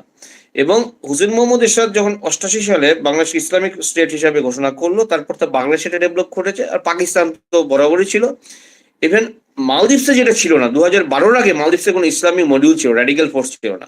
আমি উল্লেখ করেছি মালদ্বীপসের রাজনীতিতে একটা কোয়ালিটেটিভ চেঞ্জ হয়, যে মামুন আব্দুল কাইম স্বৈরাচারী হতে পারেন কিন্তু কখনো অ্যান্টি ইন্ডিয়ান কথা বলেননি তিনি 30 বছর সময়কালে, এবং একটাও রেডিক্যাল ফোর্সের কোনো মডিউল মালদ্বীপসে ছিল না 12-র আগে। তারপরে কিন্তু মালদ্বীপসে যেগুলো ভ্যাকেন্ট আইল্যান্ড, কারণ 1194টা আইল্যান্ডের মধ্যে মাত্র 200 কি 250টাতে লোকজন থাকে, এত কম লোক, সব মিলে 5.5 লাখের মধ্যে জনগণ। বাকি ব্যাকেট আইল্যান্ড গুলোতে কিন্তু আইসিস থেকে শুরু করে বিভিন্ন মডিউলের খোঁজ পাওয়া গেছে, এবং মালদ্বীপের ফর্মার প্রেসিডেন্টের যে বোর্ডটা কিন্তু একদ্বীপ থেকে একদ্বীপে সেখানে ব্লাস্ট হয়েছে, তিনি বেঁচে গেছেন। অর্থাৎ এই যে র্যাডিক্যাল ফোর্সটা, তারা কিন্তু ইন্ডিয়া ভালো কি খারাপ সেটা জানছে না, তাদের আইডিওলজিক্যাল পয়েন্ট অফ ভিউ থেকে। কারণ র্যাডিক্যাল ফোর্স, সেটা হিন্দু র্যাডিক্যাল ফোর্স হোক, ইসলাম হোক, খ্রিস্টান হোক, সেখানে কোনো লজিক কাজ করে না, কারণ র্যাডিক্যালিজম মানে কোনো মানবতা নয়, তার কোনো ধর্ম হয় না। সুতরাং সেখানে কিন্তু তারা কোনোভাবে তারা মনে করছে ইন্ডিয়া তো মানে তাদের পক্ষে রাইট কান্ট্রি নয়, নেইবার কান্ট্রি নয়। সুতরাং তাদের মধ্যে তারা কিন্তু জেনে করছেন না, তাদেরকে বোঝানো হচ্ছে একটা, যে আমি প্রথমে বলেছি সিভিল সোসাইটির একটা বড় অংশ কিন্তু অ্যান্টি ইন্ডিয়ান হয়ে গিয়েছে। এমনকি প্রতিবেশী বাংলাদেশে যদি যাওয়া হয় তাহলে দেখবো যে বুদ্ধিজীবী থেকে শুরু করে অনেক বড় অংশের মানুষ, তাদের ভালো মানুষ হচ্ছে পজিটিভ ইন্ডিয়ান বা সেকুলার, একটা বড় অংশ কিন্তু অ্যান্টি ইন্ডিয়ান। আপনার সাথে কথা বলে পিএইচডি হয়তো লন্ডনে করে এসছে, আমেরিকাতে পিএইচডি করেছে, পোস্ট ডক্টরাল ওয়ার্ক করেছে, কিন্তু কোথাও চিন্তা ভাবনার মধ্যে তাদের কিন্তু অ্যান্টি ইন্ডিয়ান ছোঁয়া রয়েছে। ইভেন আমি উল্লেখ করলাম যে অনেকে যে ট্রিটমেন্ট করে যাওয়ার পরে ইন্ডিয়ার প্রশংসা করে, আগে মানে বাজে পারসেপশন ছিল, যে পড়াশোনা করে যায় পারসেপশন চেঞ্জ হয়, কিন্তু কিছু কিছু লোক আছে এখান থেকে সুবিধা পাওয়ার পরে ওখানে গিয়ে আবার ইন্ডিয়ার বদনাম শুরু করে। অর্থাৎ কোথাও একটা সিভিল সোসাইটির মধ্যে, যে যখন যে তালিবানরা ক্ষমতায় এসেছিল 96-এ, তখন তালিবানাইজেশন প্রক্রিয়া বাংলাদেশে যেমন ঘটেছিল, পাকিস্তানে ঘটে গেছিল, মালদ্বীপে তখন শুরু হয়নি। ফলে এই দেশগুলো এই অবস্থা। এবার নেপাল এবং ভুটানের ক্ষেত্রে যেটা হয়েছে, যেটা হচ্ছে এমন কিছু প্রলোভন দেখানো হয়েছে যে সেখানে সেই গভর্নমেন্ট চিন্তা করছে না যে চায়নার কাছ থেকে এইগুলো নিলে পরে আমাদের কি মানে ক্ষতি হবে ভবিষ্যতে। যেমন শ্রীলঙ্কা এটা ভাবেনি কি ক্ষতি হবে, সরকার মানে জনগণের কথা ভাবেনি। ফলে তারা এখন বুঝতে পারছে, জনগণ বুঝতে পারছে, সরকারও বুঝতে পারছে যে তারা কি ভুল করেছে। অর্থাৎ কোথাও একটা পারসেপশন চেঞ্জ করানোর যে মেকানিজম, সেই জায়গাটা সাউথ ব্লকের অনেক সচেষ্ট হতে হবে। পাবলিক ডিপ্লোমেসিটা স্ট্রং নয় ইন্ডিয়ার। Thank you thank you. আচ্ছা, আমি লাস্টে দু একটা পয়েন্ট এখানে সংযোজন করতে পারেন ম্যাডামের জন্য। আর এখানে দুটো তিনটে প্রশ্ন আমি চ্যাট বক্সে দেখতে পাচ্ছি। ডক্টর নন্দী, আমি আপনার উদ্দেশ্যে এগুলো বলছি। ঝিলিক সাহা তিনি প্রশ্ন করছেন, আফগানিস্তানের সাথে ভারতের বর্তমান সম্পর্কটি ঠিক কেমন? এটি একটি প্রশ্ন। আমি যেহেতু চ্যাট বক্সে লেখা আছে আমি পড়ে দিচ্ছি দুটোই। আচ্ছা আচ্ছা। শেখ সাদ্দাম হোসেন, উনি প্রথমে যোগাযোগ করার চেষ্টা করেছিলেন, ওনার লাইনটা বিচ্ছিন্ন হয়ে যাবার জন্য করতে পারেননি, ফলে উনি লিখছেন, বর্তমানে আমরা দেখতে পাচ্ছি যে মালদ্বীপে ভারত বিরোধী সরকার আছে, বাংলাদেশও বেশ ভারত বিরোধী, বিরোধী রাজনৈতিক দল বিএনপির জনপ্রিয় অতি সাম্প্রতিক সেখানে ভারতের দ্রব্য বয়কট করার জন্য একটি আন্দোলন দেখা দিয়েছে। তো এই সমস্ত ঘটনা কি একটা কারণ হতে পারে যে ভারত যে সরকার আছে সেই সরকারকে তারা মুসলিম বিরোধী সরকার বলে মনে করছে, বলে দক্ষিণ এশিয়ার এই দুই মুসলিম সংখ্যাগরিষ্ঠ দেশে ভারত বিরোধী একটা সেন্টিমেন্ট চাঙ্গা হয়ে উঠেছে, নাকি আরো অন্য কোনো কারণ আছে? এই বিষয়ে আপনার ধন্যবাদ ম্যাডাম। একদম আমি অবশ্য উত্তর দিচ্ছি। প্রথম ঝিলিকের প্রশ্নের উত্তর দিচ্ছি, ধন্যবাদ। সেটা হচ্ছে আফগানিস্তানের সাথে ভারতের যে সম্পর্ক, সেটা আমরা যদি একটু অতীতে ফিরে যাই আমাদের দেখবো যে আমি আগেই বলেছিলাম আফগানিস্তান কিন্তু দক্ষিণ এশিয়ার অন্যান্য অনেক দেশ থেকে অনেক আগে স্বাধীনতা পেয়েছিল, কিন্তু এটা রিমেন ফেল স্টেট হচ্ছে অর্থনৈতিক দিক দিয়ে ফেল স্টেট, কারণ ইন্ডাস্ট্রিয়ালি ব্যাকওয়ার্ড, সেখানে ইন্ডাস্ট্রি নেই, সেখানে এগ্রিকালচারাল বেসড কান্ট্রি, কিন্তু এগ্রিকালচারাল প্রোডাক্টও তারা তৈরি করতে পারে না, হাইলি করাপ্ট কান্ট্রি। সে দেশে যেটা প্রধান যেটা মানে ওদের অর্থনীতিকে দাঁড় করে রাখে সেটা হচ্ছে, এটা অবৈধ বলা যায়, সেটাকে হচ্ছে আফিম চাষ, যেটাকে আমরা বলি অপিয়াম চাষ হয়। এবং সেখানে ওপেন যে বর্ডার আছে পাকিস্তানের মধ্য দিয়ে ডুরান লাইন, সেখান দিয়ে স্মাগলিং চলে, একটা গ্রে ইকোনমি আছে, ব্ল্যাক ইকোনমি রয়েছে। এমন একটা স্টেট যখন স্ট্রাগল করছিল ডেমোক্রেসি হবে করে, তখন একটা সময় 79-এ সোভিয়েত ইনভেশন হয়। সেই সময় ইন্ডিয়া প্রতিক্রিয়া দেয়নি কখনো, যেহেতু সোভিয়েত ইউনিয়ন ভারতের বন্ধু রাষ্ট্র ছিল, সে ইনভেট করেছে, আমেরিকাও প্রত্যুত্তরে এসছিল। যাই হোক, সে সময় ভারত নীরব ছিল। এই যে একটা রাষ্ট্রের যে রিলেটিভ অটোনমি থাকে, সেই অটোনমিটা কোথাও ফরেন পলিসির ক্ষেত্রে আমরা নীরব থাকি, কখনো আমরা প্রকাশ্যে বলি, কখনো আবার ডিপ্লোম্যাটিক্যালি হ্যান্ডেল করি। তো তারপরে যখন নাজিবুল মানে যখন সোভিয়েত ইউনিয়নের পতন ঘটলো 89-এ, কমিউনিস্ট রেজিম শেষ হলো আফগানিস্তানে, নাজিবুল্লাহ এলো, নাজিবুল্লাহকে হ্যাং করা হলো, তারপর তালিবানরা এলো। যখন তালিবান এলো অবশ্যই ইন্ডিয়া কিন্তু সম্পর্ক ছিন্ন করে দিয়েছিল। কিন্তু ওই তার আগে, তালিবান আসার আগে কিন্তু ইন্ডিয়ার সাথে আফগানিস্তানের ডিপ্লোম্যাটিক রিলেশন ছিল এবং ডিরেক্ট এয়ার কানেক্টিভিটি ছিল দিল্লির সাথে কাবুলের। এবং সেখানে তখনও প্রচুর পরিমাণে লোক ট্রিটমেন্ট করতে আসতো, ব্যবসায়ী তো আসতোই, আফগান ডায়াসপোরার এখানে আছে, আমরা সকলেই জানি। সবচেয়ে উল্লেখযোগ্য যেটা ছিল সেটা হচ্ছে যে ইন্ডিয়া পোস্ট তালিবান পিরিয়ডে কিভাবে করলো আমরা সেটাও জানি, ডেভেলপ করেছে, পার্লামেন্ট ভবন তৈরি করেছে, ওদের অনেক কিছু হিউম্যান সিকিউরিটিতে কন্ট্রিবিউশন করেছে। কিন্তু এইবার যে 2021-এর 15 আগস্ট অনওয়ার্ডস যে রিলেশনস, অলমোস্ট 2.5 বছর কেটে গিয়েছে, এই সময়কালে যে ডেভেলপমেন্ট সেটা আমি একটু বলি, কিছু বাস্তব অভিজ্ঞতা দিয়ে বলছি।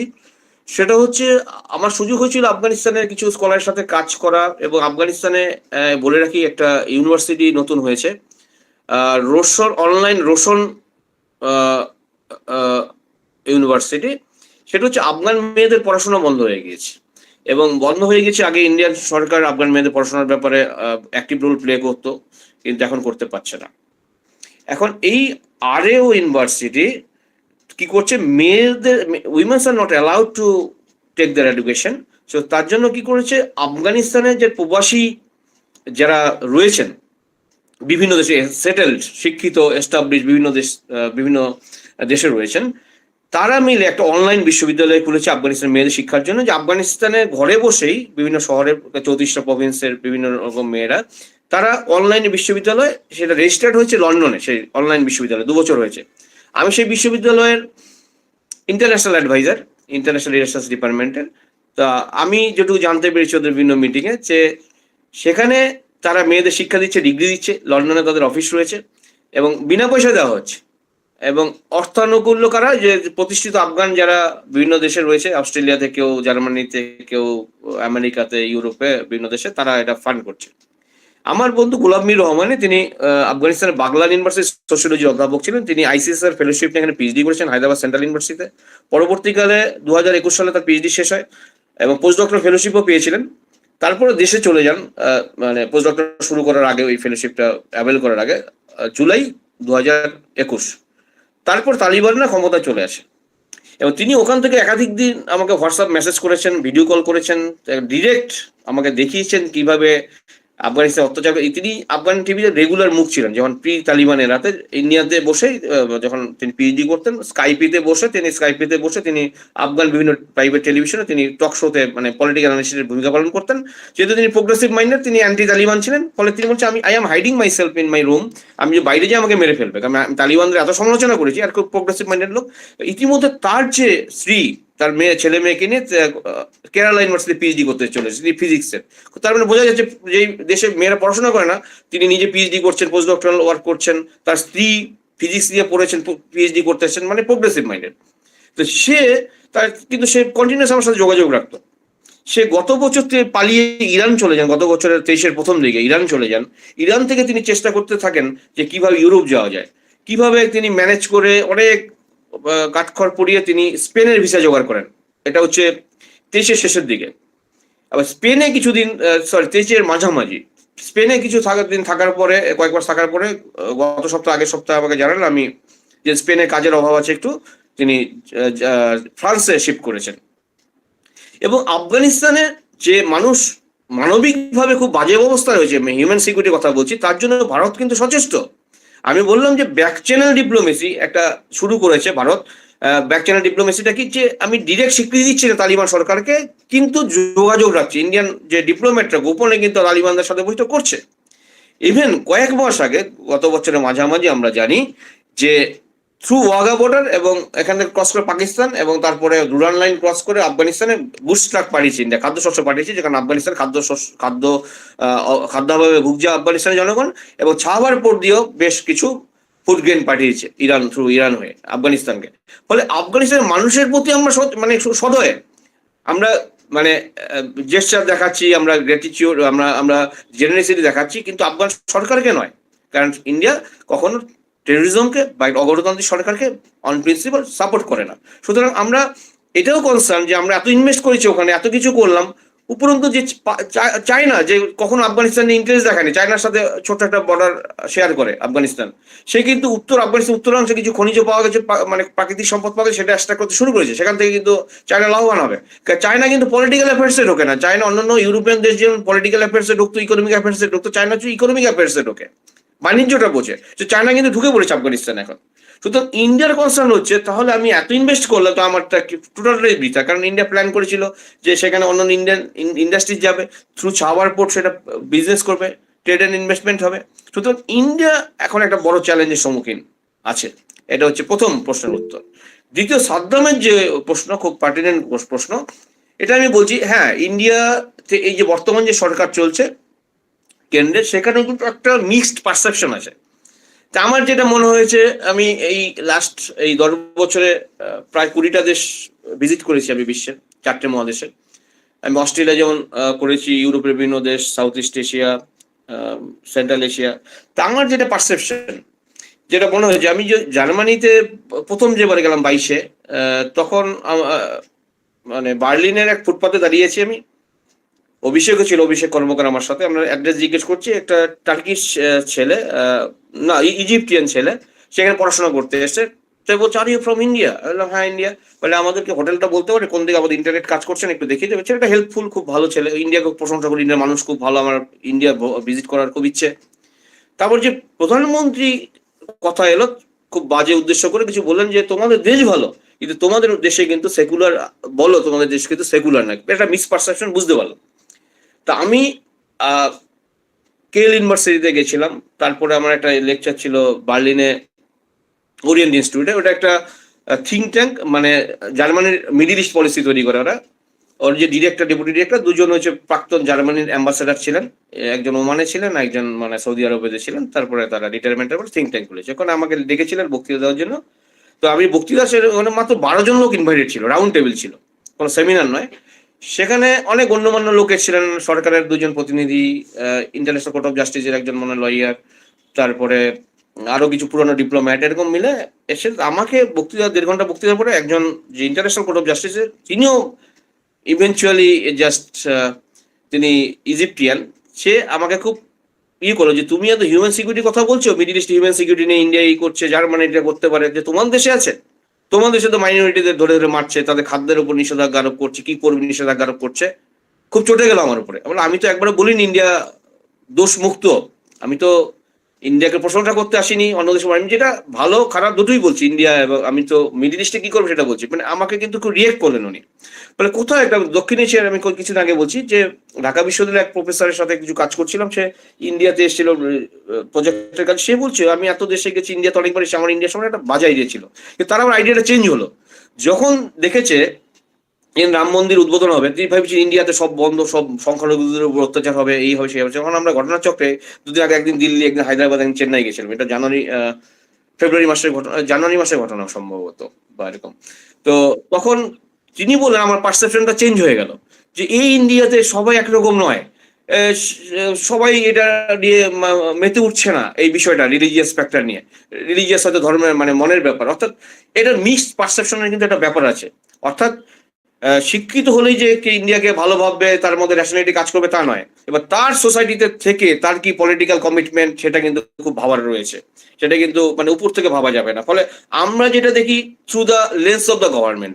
যদি আমরা পাকিস্তানের কথা বলি, আমি একটু অবশ্যই বলবো যে আমার কিছু পাকিস্তান একাডেমিশিয়ানের সাথে যোগাযোগ, করাচি ইউনিভার্সিটিতে ইন্টারন্যাশনাল আছে, অন্যান্য কয়েকজন আছেন, তারা ইন্ডিয়ার প্রতি খুব শ্রদ্ধাশীল, কিন্তু খুব শ্রদ্ধাশীল এবং বেশ প্রোগ্রেসিভ মাইন্ডেড। তারা বলছেন যে 5% এই রেডিক্যাল এই মানুষ আইএসআই এবং প্রভাবীদের জন্য এবং মিলিটারির জন্য আমরা স্টিগমাটাইজড হচ্ছি। আমরা শান্তি চাই, ইন্ডিয়ার সাথে বন্ধুত্ব চাই, আমাদের রুটি রুজি নিয়ে কাজ, আমাদের ওই সীমানায় কি হচ্ছে দরকার নেই। আমরা এই স্টিগমাটাইজ হওয়ার জন্য আমরা ভিসা পাই না, অন্য দেশে বাজেভাবে আমাদেরকে ট্রিট করে। আমরা তো ইন্ডিয়াকে শ্রদ্ধা করি, সম্মান করি, আমাদের তো কোনো সমস্যা নেই। এটা সরকারের ভাবনা। অর্থাৎ সাধারণ মানুষের সাথে যে মেশা যায় বাইরে, খুব ভালো মনের এবং খুব আতিথেয়তা পেয়েছি। আমি আমি 5-6 জনের সাথে মিশেছি, খুবই ভালো, খুব পণ্ডিত মানুষ। আমার কিন্তু আমি তাদের প্রতি খুব গ্রেটফুল। আমার কোন আমার পারসেপশন পাকিস্তানিদের প্রতি কিন্তু গুড, একাডেমিশিয়ানদের প্রতি। এবার সব একাডেমিশিয়ানের সাথে তো আমি মিশিনি। এবার কিন্তু আমি মেশার আগে পর্যন্ত আমার মনে হচ্ছে সব পাকিস্তানি মনে হয় খারাপ। তেমনি ঠিক যখন পাকিস্তানিরা যেহেতু ভারতে আসার ভিসা পায় না, পিলগ্রিমস ভিসা দেয় বলে সেটাও ঠিকঠাক পায় না, কমন ভিসা তো পাওয়াই যাবে না, কনফারেন্সে যেতে গেলে ভিসা পাবে না, এরাও দেবে না, আমরাও দেবো না। ফলে এই মিসআন্ডারস্ট্যান্ডিংটা কিন্তু থাকবে। আর মিসআন্ডারস্ট্যান্ডিং দূর না হলে সরকার তো ইস্যু খুঁজবে। সরকার ইস্যু, ভারতেরও একটা ইস্যু কাশ্মীর, পাকিস্তানের ইস্যু কাশ্মীর সীমান্ত। সুতরাং সরকারের চোখ দিয়ে দেখলে হবে না, এটা পিপল টু পিপল যে কন্ট্যাক্ট, সেটা বাস্তবে পরিণত হতে হবে। আমরা অনেক বলছি পিপল টু পিপল কন্ট্যাক্ট করতে হবে, সব ডিপ্লোমেসি করবো, সেটা কিন্তু খুব সফলভাবে হচ্ছে না। ডক্টর নন্দী, আপনার আরো প্রশ্ন আছে, কিন্তু আমরা সময়ের অভাবে ভুগছি। দুটি প্রশ্ন আছে। একটি বিশ্বজিৎ সাহু করেছেন, তার বক্তব্য মূলত চীনের প্রসারের ক্ষেত্রে ভারত কি করতে পারে। আর আরেকটি প্রশ্ন তন্ময় সরকার করেছেন যে বিভিন্ন দেশের সঙ্গে ভারতের আন্তর্জাতিক সম্পর্ক ভালো রাখার অন্যতম কি উপায়, কারণ কি নিরাপত্তা বিষয়ক হতে পারে। আপনি যদি এই দুটো পরেও উত্তর দিতে চান, কারণ আমার মনে হচ্ছে এই দুটো খুব দীর্ঘায়িত উত্তর হবার হতে পারে। আপনি যদি এগুলোকে আপনার, আমি যারা প্রশ্নকর্তা তাদেরকে অনুরোধ করব যে স্যারকে যদি মেলেও এই প্রশ্নগুলি রাখা যায়, আমার মনে হয় স্যার হয়তো উত্তর দিতে পারবে। আমরা ডক্টর চ্যাটার্জির জন্য অপেক্ষা করছি, কিন্তু ডক্টর চ্যাটার্জি আমায় জানালেন যে তিনি এখনো আলোচনায় তিনি সেখানে যুক্ত আছেন, সেখানে এখনো যুক্ত আছেন। কাজেই আমি ঠিক মানে নির্দিষ্টভাবে বুঝতে পারছি না যে তিনি আমাদের আলোচনায় ফেরত আসতে পারবেন কি পারবেন না। কাজেই আমি কয়েকটা মন্তব্য এবং আমার অবজারভেশন বক্তাদের উদ্দেশ্য করি। ডক্টর চ্যাটার্জির বক্তব্য তো খুবই মনোজ্ঞ ছিল এবং তিনি অনেক কটি অ্যাঙ্গেলকে আনার চেষ্টা করেছেন এবং খানিকটা ডক্টর নন্দীর সঙ্গে সেটা একছত্রে বদ্ধ হয়েছে, কারণ ডক্টর নন্দীও ভীষণ রকমভাবে পাবলিক ডিপ্লোমেসি এবং যোগাযোগ স্থাপন করার কথা মানুষের মধ্যে, এবং তিনি তার যে বিস্তারিত অভিজ্ঞতা বিভিন্ন দেশে যাওয়া এবং বিভিন্ন মানুষের সঙ্গে ইন্টারঅ্যাক্ট করার নিরিখে তিনি তার বাস্তবিক বক্তব্য রেখেছেন। আমি জাস্ট ছোট করে 2-4টে কথা আমার মনে হয়, চেয়ারের তো কিছু ভূমিকা থাকতে হয়, ফলে সেই দিক থেকেই হয় নয় আলোচনায় রাখবার জন্য এবং বক্তাদের উদ্দেশ্যে তারা হয়তো এটা নিয়ে পরে আলোচনা বা ভাবনা চিন্তা করতে পারেন। দুটো জিনিস বিশেষ করে ডক্টর নন্দী যেহেতু আছেন, আমি তার কথা এবং তার বক্তব্য মাথায় রেখে আমার মনে হলো বলতে পারি। একটা হচ্ছে যে আমরা দুটো ভেরিয়েবল নিয়ে কাজ আপনার আলোচনার মধ্যে আমি পেলুম। একটা হচ্ছে ইন্ডিয়া, আরেকটা হচ্ছে সাউথ এশিয়া। ডক্টর চ্যাটার্জি এসে গেছেন, তাহলে আমি আমার মন্তব্যটা পরে বলি। যদি ডক্টর চ্যাটার্জি, ডক্টর নন্দীর প্রশ্ন হয়ে এসেছে, আপনি ডক্টর চ্যাটার্জির উদ্দেশ্যে কি কারোর কোনো প্রশ্ন বা বক্তব্য আছে? তাহলে সেটা যদি একটু চট করে করে নেওয়া যায়, যেহেতু ডক্টর চ্যাটার্জি আবার আলোচনায় ফেরত এসেছে। ডক্টর চ্যাটার্জি বক্তব্যের নিরিখে কি কারোর কিছু বক্তব্য আছে বা প্রশ্ন আছে?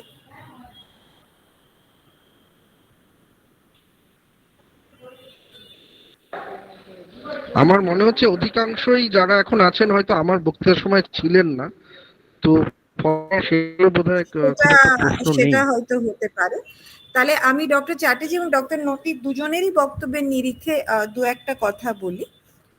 ডক্টর চ্যাটার্জির খুব ইন্টারেস্টিং যে বক্তব্য ছিল, তিনি 2-3টে বইয়ের উল্লেখ করেছেন, যেটা আমার মনে হয় এটা আমার take on theorising Indian foreign policy, এবং সেটা নিয়ে অলরেডি অনেক বই, সিদ্ধার্থের বই আছে, কান্তি বাজপেয়ীর বই আছে, রাজেন হর্ষের বই আছে, অনেক লেখালেখি এবং যেটা উনি বারবার ইঙ্গিত করেছে যে অল্টারনেটিভ প্যারাডাইমস অফ ফরেন পলিসি, এই জায়গাটা তৈরি করা যায় কি না, এই জায়গাটাকে বারবার আলোচনার মধ্যে এনেছেন। এবং অমিতাভ আচার্যের তো একটা বড় আর্গুমেন্টেশনই আছে অ্যাবাউট নন ওয়েস্টার্ন, অর্থাৎ একটা পশ্চিমী চিন্তা ভাবনা রহিত যদি কোনো চিন্তা ভাবনা আনা যেতে পারে, এবং সেখানে সেই নিরিখে মানে সেই আলোচনার যে সারবস্তু তার মধ্যে অবশ্যই ঐতিহ্য, পরম্পরা, এমনকি উনি নর্মসের কথা বলছেন, ভ্যালু একটা কনস্ট্রাকশনের কথা বলছেন। কাজে সেই জায়গাটা কিন্তু বারবার ফিরে আসছে এবং বারবার আমরা সেই জায়গাটাই হয়তো চেষ্টা করছি তৈরি করার। এবার আমাদের অসুবিধে যেটা হয়, আইআর ডিসিপ্লিনটা যেহেতু একটা পশ্চিমী ঘরানার থেকে তৈরি হয়ে এসেছে, সেই জায়গাটার থেকে একটা অল্টারনেটিভ প্যারাডাইম তৈরি করা, যেটা একটা সময় আশিস নন্দী মহাশয়ও খানিকটা ইঙ্গিত করেছিলেন, সেই জায়গাটা তৈরি করার হয়তো খানিকটা সময় সাপেক্ষের ব্যাপার।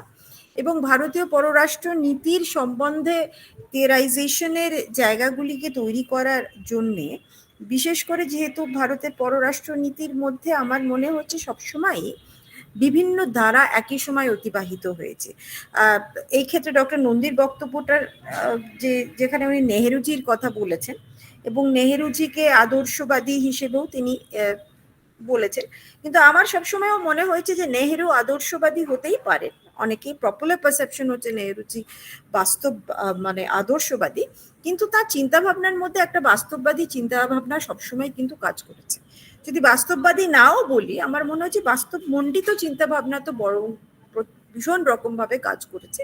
তার কারণ হচ্ছে আমরা যদি জোট নিরপেক্ষতার যুক্তিগুলি দেখি, একদিকে যেমনি আমরা ক্ষমতা থেকে দূরে থেকে একটা নিরপেক্ষতার জায়গা অর্জন করার চেষ্টা করেছি, কিন্তু বাস্তব হচ্ছে যে ভারতের যে অবস্থান স্বাধীনতা উত্তর অবস্থাতে ছিল, আমরা ভাবো কোনো দিকেই হয়তো ক্ষমতার আস্ফালন করার জায়গাতেই ছিল না। ফলে একটা নিউট্রাল জায়গা রাখা, যেটা নাকি পরবর্তীকালে রাশিয়ানসরাও জিজ্ঞাসা করেছিলেন যে হোয়াট ইজ নন অ্যালাইনমেন্ট, আমরা বুঝতে পারছি না কি ব্যাপারটা। এই যে জায়গাটা একটা তৈরি করা, যে দুটো পক্ষই সবসময় ভাবতে থাকবে যে ভারত অ্যাকচুয়ালি কখন তাদেরকে সাপোর্ট করবে এবং অবজেক্টিভলি সাপোর্ট করবে, ভারত যে অবজেক্টিভলি ইস্যু ভিত্তিক সাপোর্ট করেছে এবং তার মাধ্যমে যে সুবিধাটা ভারত লাভ করেছিল, এবং এটাই আমার মনে হয় নেহেরুজির দূরদৃষ্টিতা এবং বাস্তবমণ্ডিতার একটা জায়গা, যে দুটো রাষ্ট্র থেকেই কিন্তু সুবিধা পেয়েছে, রাশিয়ানসদের কাছ থেকে অর্থাৎ সোভিয়েত ইউনিয়নের কাছ থেকেও যেমনি নানা দিক থেকে সাহায্য পেয়েছি, একসময় কিন্তু আমরা মার্কিন যুক্তরাষ্ট্রের কাছ থেকেও অনেক ধরনের সাহায্য এবং সমর্থন পেয়েছি। কাজে আমার যেটা মনে হয়েছে যে ইন্ডিয়ান ফরেন পলিসির আন্ডারস্ট্যান্ডিংটা কিন্তু থিওরাইজেশনের দিক থেকে সবসময় কিন্তু মাল্টিপ্রংড একটা জায়গা রয়ে যায়, এবং সেই অবকাশ থেকেই আমরা কিন্তু বিভিন্নভাবে ইন্ডিয়ান ফরেন পলিসিকে ব্যাখ্যা দিতে পারি, ব্যাখ্যা করতে পারি। এটাই কিন্তু ইন্ডিয়ান ফরেন পলিসির থিওরাইজেশনের একটা অভিনবত্ব আছে বলে আমার ব্যক্তিগতভাবে মনে হয়েছে। কামিং ব্যাক টু যেটা আমি আলোচনাটা ডক্টর নন্দীর নিরিখে রাখার কথা ভাবছিলাম, অ্যান্ড এটা ডক্টর নন্দী হয়তো এটা নিয়ে পরে ভাববেন বা আমার ধারণা উনি নিশ্চয়ই ভেবেছেন, সেটা হচ্ছে যে দুটো ভেরিয়েবল নিয়ে আমরা কথা বলছিলাম বা আপনার আলোচনার মধ্যে, একটা হচ্ছে ভারত এবং আরেকটা হচ্ছে দক্ষিণ Asia. Now Bharat, the idea of India, যেটা খিলনানির বক্তব্য, আমার মনে হয় that needs a lot of understanding. সেই জায়গাটাকে ভালো করে বোঝার খুব দরকার আছে যে ভারত বলতে অ্যাকচুয়ালি আমরা কোন জায়গাটাকে ধরার চেষ্টা করছি। There is a continuous debate, যেটা ইদানিং কালে আরো বেশি স্পষ্ট হচ্ছে বিকজ অফ দি সিচুয়েশন, যে ধরনের আমরা যে হিস্টোরিসিটিতে আমরা এখন বাস করছি। আমি বিশেষ করে কোনো দল বা সরকারের কথা বলবো না, যে হিস্টোরিক্যাল ফেজে আমরা যাচ্ছি, সেইখানে কিন্তু idea of India, idea of Bharat, এই জায়গাটার মধ্যে আবার একটা ডিবেট নতুন করে তৈরি হয়ে আসছে। সেইটা ফরেন পলিসির উপর কি ধরনের প্রভাব ফেলবে, এটা কিন্তু একটা ইন্টারেস্টিং ডাইমেনশন বলে আমার মনে হয়, যেটা আলোচনাকে আরো মানে আমার মনে হয় এটা ভাবনা চিন্তার মধ্যে রাখা যেতে পারে। দ্বিতীয় হচ্ছে দি আইডিয়া অফ সাউথ এশিয়া। আমার মনে পড়ছে আশিস নন্দীর একটা লেখা ছিল, অনেক পুরনো লেখা যদিও বা, বাট ইট ইজ আ সেমাইনাল লেখা বলে আমার মনে হয়, যেখানে উনি আর্গিউ করার চেষ্টা করেছেন, মানে যেখানে উনি বলবার চেষ্টা করেছেন, আমার যতদূর মনে হচ্ছে এটা রাফলি অ্যারাউন্ড 2005 হয়তো লেখাটা বেরিয়েছে, বা 2006 বা 7-এ বেরিয়েছে, ইন্টার এশিয়ান কালচারাল স্টাডিজ এর মধ্যে সেই লেখাটা বেরিয়েছিল, যেখানে উনি আর্গিউ করছেন দি idea of South Asia is very bizarre.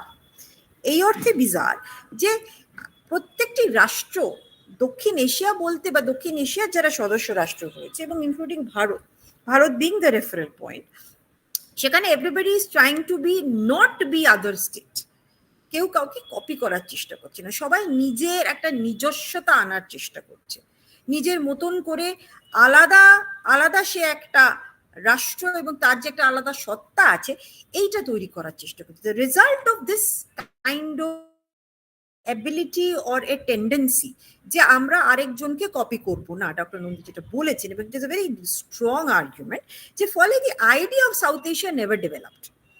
দক্ষিণ এশিয়ার এই আইডিয়াটাই সেইভাবে it was kind of constructed from outside and imposed from outside, তৈরি হয়ে এসেছে, এবং সেইখানে অবভিয়াসলি রিজনাল স্টাডিজের একটা ভূমিকা ডক্টর নন্দীও ডক্টর চ্যাটার্জি ইঙ্গিত করেছে অ্যাবাউট রিজনালিজম, হাউ বাইপোলার কনস্ট্রাকটিভ রিজনালিজম কাজ করছে, সেই জায়গাটা আমার মনে হয় খুব ভালোভাবে ভাবার জায়গা আছে। খুব ইম্পর্টেন্টলি ডক্টর নন্দী যে রেফারেন্স পয়েন্টটা দিয়েছেন সেখানে হচ্ছে যে ইন্ডিয়া পাকিস্তানের সম্পর্কটা ডেফিনেটলি আমরা খুব সুস্থ স্বাস্থ্যবান সম্পর্কে থাকি না, বাট এক্স্যাক্টলি জিরো সাম গেমের দিকে আমরা যাচ্ছি কিনা বা জিরো সাম গেমের কথা ভাবছি কিনা এটা আমার মনে হয় না অতটা, আমার ব্যক্তিগত মত। It is more of chickening out, ঠিক আছে, it is more of chickening out, কারণ জিরো সাম গেমের গল্পটা যদি থাকতো then probably we would have outdone each other long, কিন্তু সেই জায়গাটা হবে না। বাট গিভেন দ্য ফ্যাক্ট যে আমরা নিউক্লিয়ার প্রতিবেশী, এবং সাধারণ যে তত্ত্বকথা আমাদেরকে বলে বা যেভাবে বলা হয় যে যারা নিউক্লিয়ার স্টেটস তারা will never go to war, কারণ তারা একে অপরকে ধ্বংস করে দেবার আশঙ্কা থাকে, সেটা দক্ষিণ এশিয়ার কনটেক্সটে স্পেশালি ইন্ডিয়া এবং পাকিস্তানের ক্ষেত্রে কাজ করে না, কাজ করার জায়গাটা একেবারেই নেই। এবং সেই জায়গাটা থেকে এটাও মাথায় তাহলে রাখার আছে, যেটা ম্যাডাম জিজ্ঞাসা করছিলেন, ম্যাডাম আলোচনা এবং যথার্থভাবে ডক্টর নন্দী তার বিস্তরে তার অভিজ্ঞতার ক্ষেত্রে বলেছেন,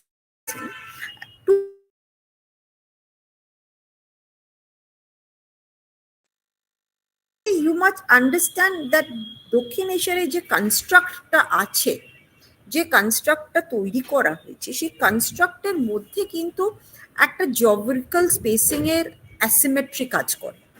হিউজ নাম্বার অফ লিটারেচার এইটাকে এখন সাপোর্ট করছে, huge number of literature already লেখা হয়ে গেছে, how India sees the world, যেটা ডক্টর নেন্দি রেফার করেছেন, সেখানে it is being mention at length যে কিভাবে জিওগ্রাফিক্যাল অ্যাসিমেট্রি কিন্তু দক্ষিণ এশিয়ার কনস্ট্রাক্ট এবং ভারতের সঙ্গে বাকি রাষ্ট্রের সম্পর্ক, একটা প্রশ্ন যেটা ম্যাডাম করেছিলেন যে এত করা সত্ত্বেও আমরা করতে পারছি না, because of the also the idea of a large neighbour is always intimidating. এবং অনেকদিন আগে Rajesh Basrur who works in RIS এবং নতুন একটা তিনি বলেছেন, তিনি একটা স্ট্রাকচারাল অ্যাসিমেট্রিক থেকে রাজনীতি কিভাবে জটিল হতে পারে সেইটা লিখেছেন। একটা দ্বিতীয় জিনিস আমার মনে হয়, দ্বিতীয় জিনিসের দুটো ভাগ আছে, সেটা হচ্ছে দি অ্যামাউন্ট অফ হিস্টোরিক্যাল ব্যাগেজিং এই সাউথ এশিয়া কনস্ট্রাক্টটার মধ্যে রয়েছে।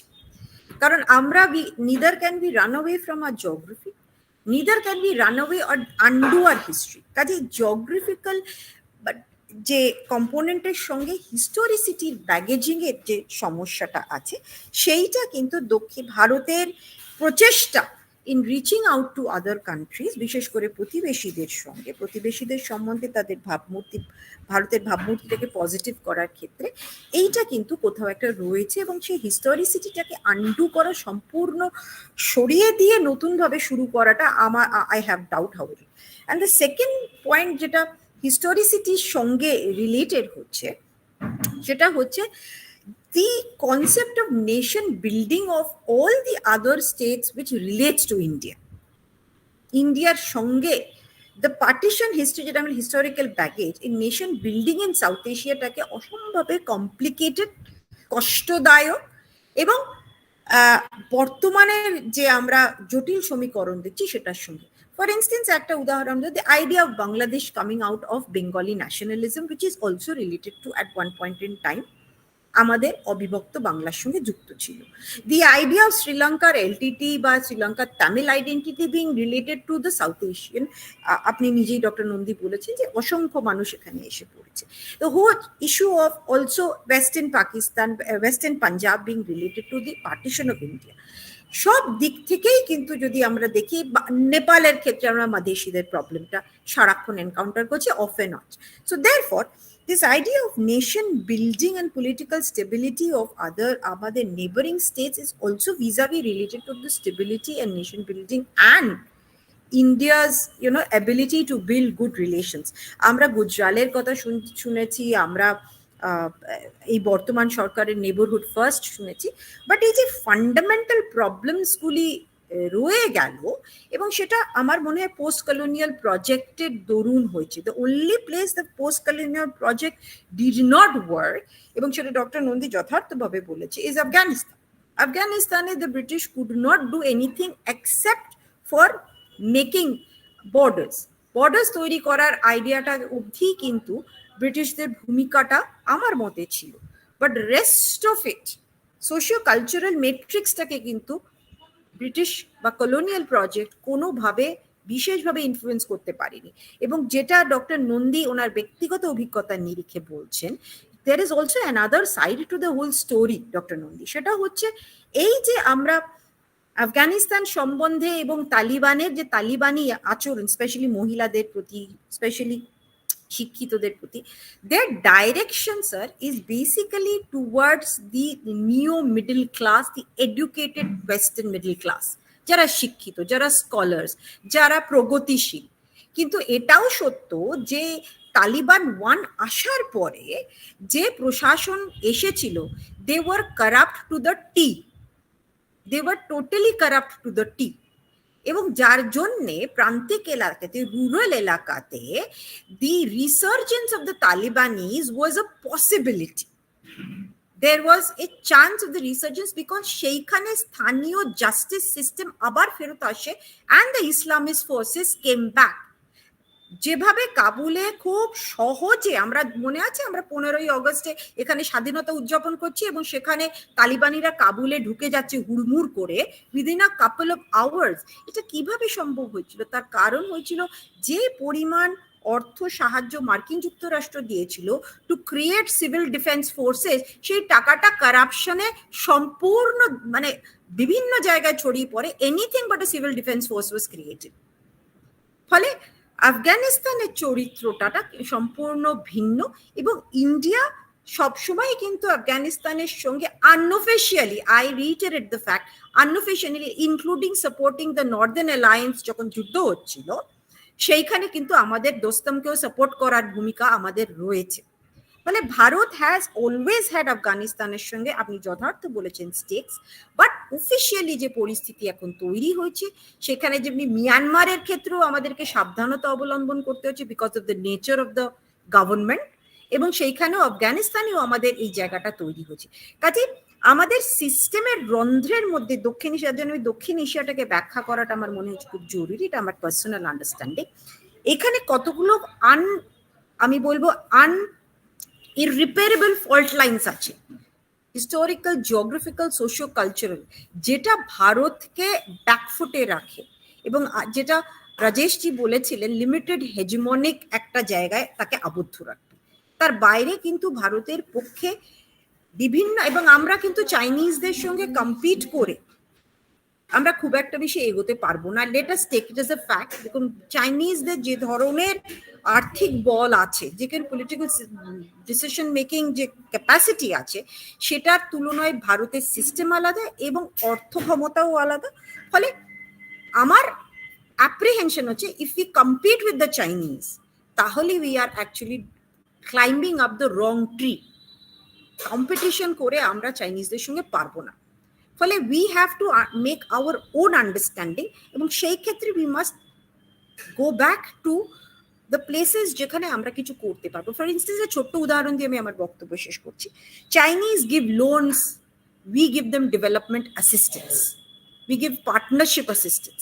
আমরা কখনো কিন্তু লোন বলি না, আমরা কখনো কিন্তু গ্রান্ট বলি না, আমরা ক্রেডিট লাইন বলি।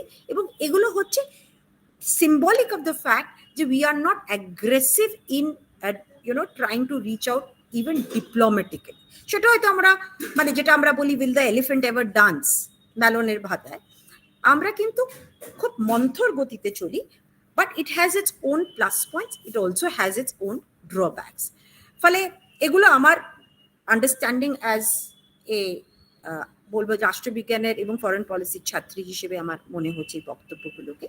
এবং আমি অসংখ্য ধন্যবাদ দেব ডক্টর নন্দী এবং ডক্টর চ্যাটার্জিকে, তাদের মূল্যবান সময় দেবার জন্য। আমি অনেক কিছু শুনতে পারলাম, জানতে পারলাম এবং শিখতে পারলাম। আমার ধারণা ডক্টর নন্দী এবং ডক্টর চ্যাটার্জিকে আমরা ভবিষ্যতে আবার পাবো আলোচনা করার জন্য। এবং কেও ধন্যবাদ আমাকে এই সুযোগটা দেবার জন্য। আমি এদের কাছ থেকে অনেক কিছু জানতে এবং শিখতে পারলাম। Over to you Ronit. অনেক ধন্যবাদ ম্যামকে এত সুন্দর করে, মানে বাকি বক্তব্যগুলো তো যেরকম ভাবে আমাদের পাওনা ছিল, তারপর আপনি এত সুন্দর করে সেগুলোকে কনক্লুড করলেন। প্রথমে আমরা আজকের এই অনুষ্ঠানের সাফল্যের জন্য আমাদের অ্যাসোসিয়েশনের প্রেসিডেন্ট অধ্যাপক পঞ্চানন চট্টোপাধ্যায়কে আমাদের কৃতজ্ঞতা জানাই, আমাদের সেক্রেটারি অপূর্ব মোহন মুখোপাধ্যায়, আমাদের ট্রেজারার কৌশিক চক্রবর্তী, যাদের অ্যাক্টিভ পার্টিসিপেশন ছাড়া এই ধরনের অনুষ্ঠান আয়োজন করা যেত না।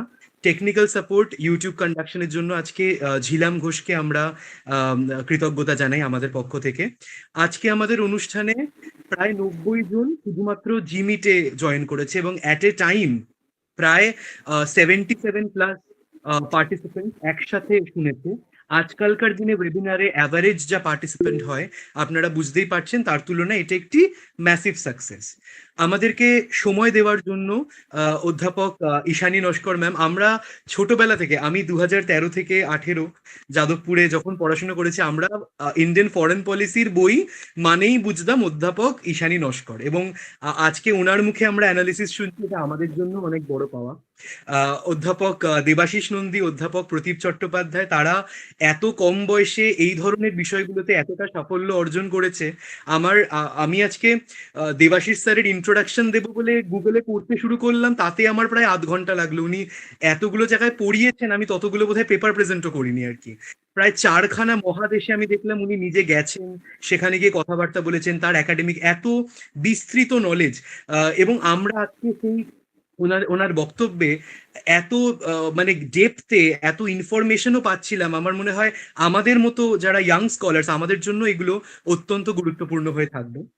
যারা আজকের অনুষ্ঠানটি পুরোটা দেখতে পারেননি বিভিন্ন কারণে, তাদের জন্য জানাই আমাদের গোটা অনুষ্ঠানটি ইউটিউবে আপলোড হবে, ফলত আপনারা পরবর্তীকালে প্রয়োজনে সেখান থেকে এটি শুনে নিতে পারবেন।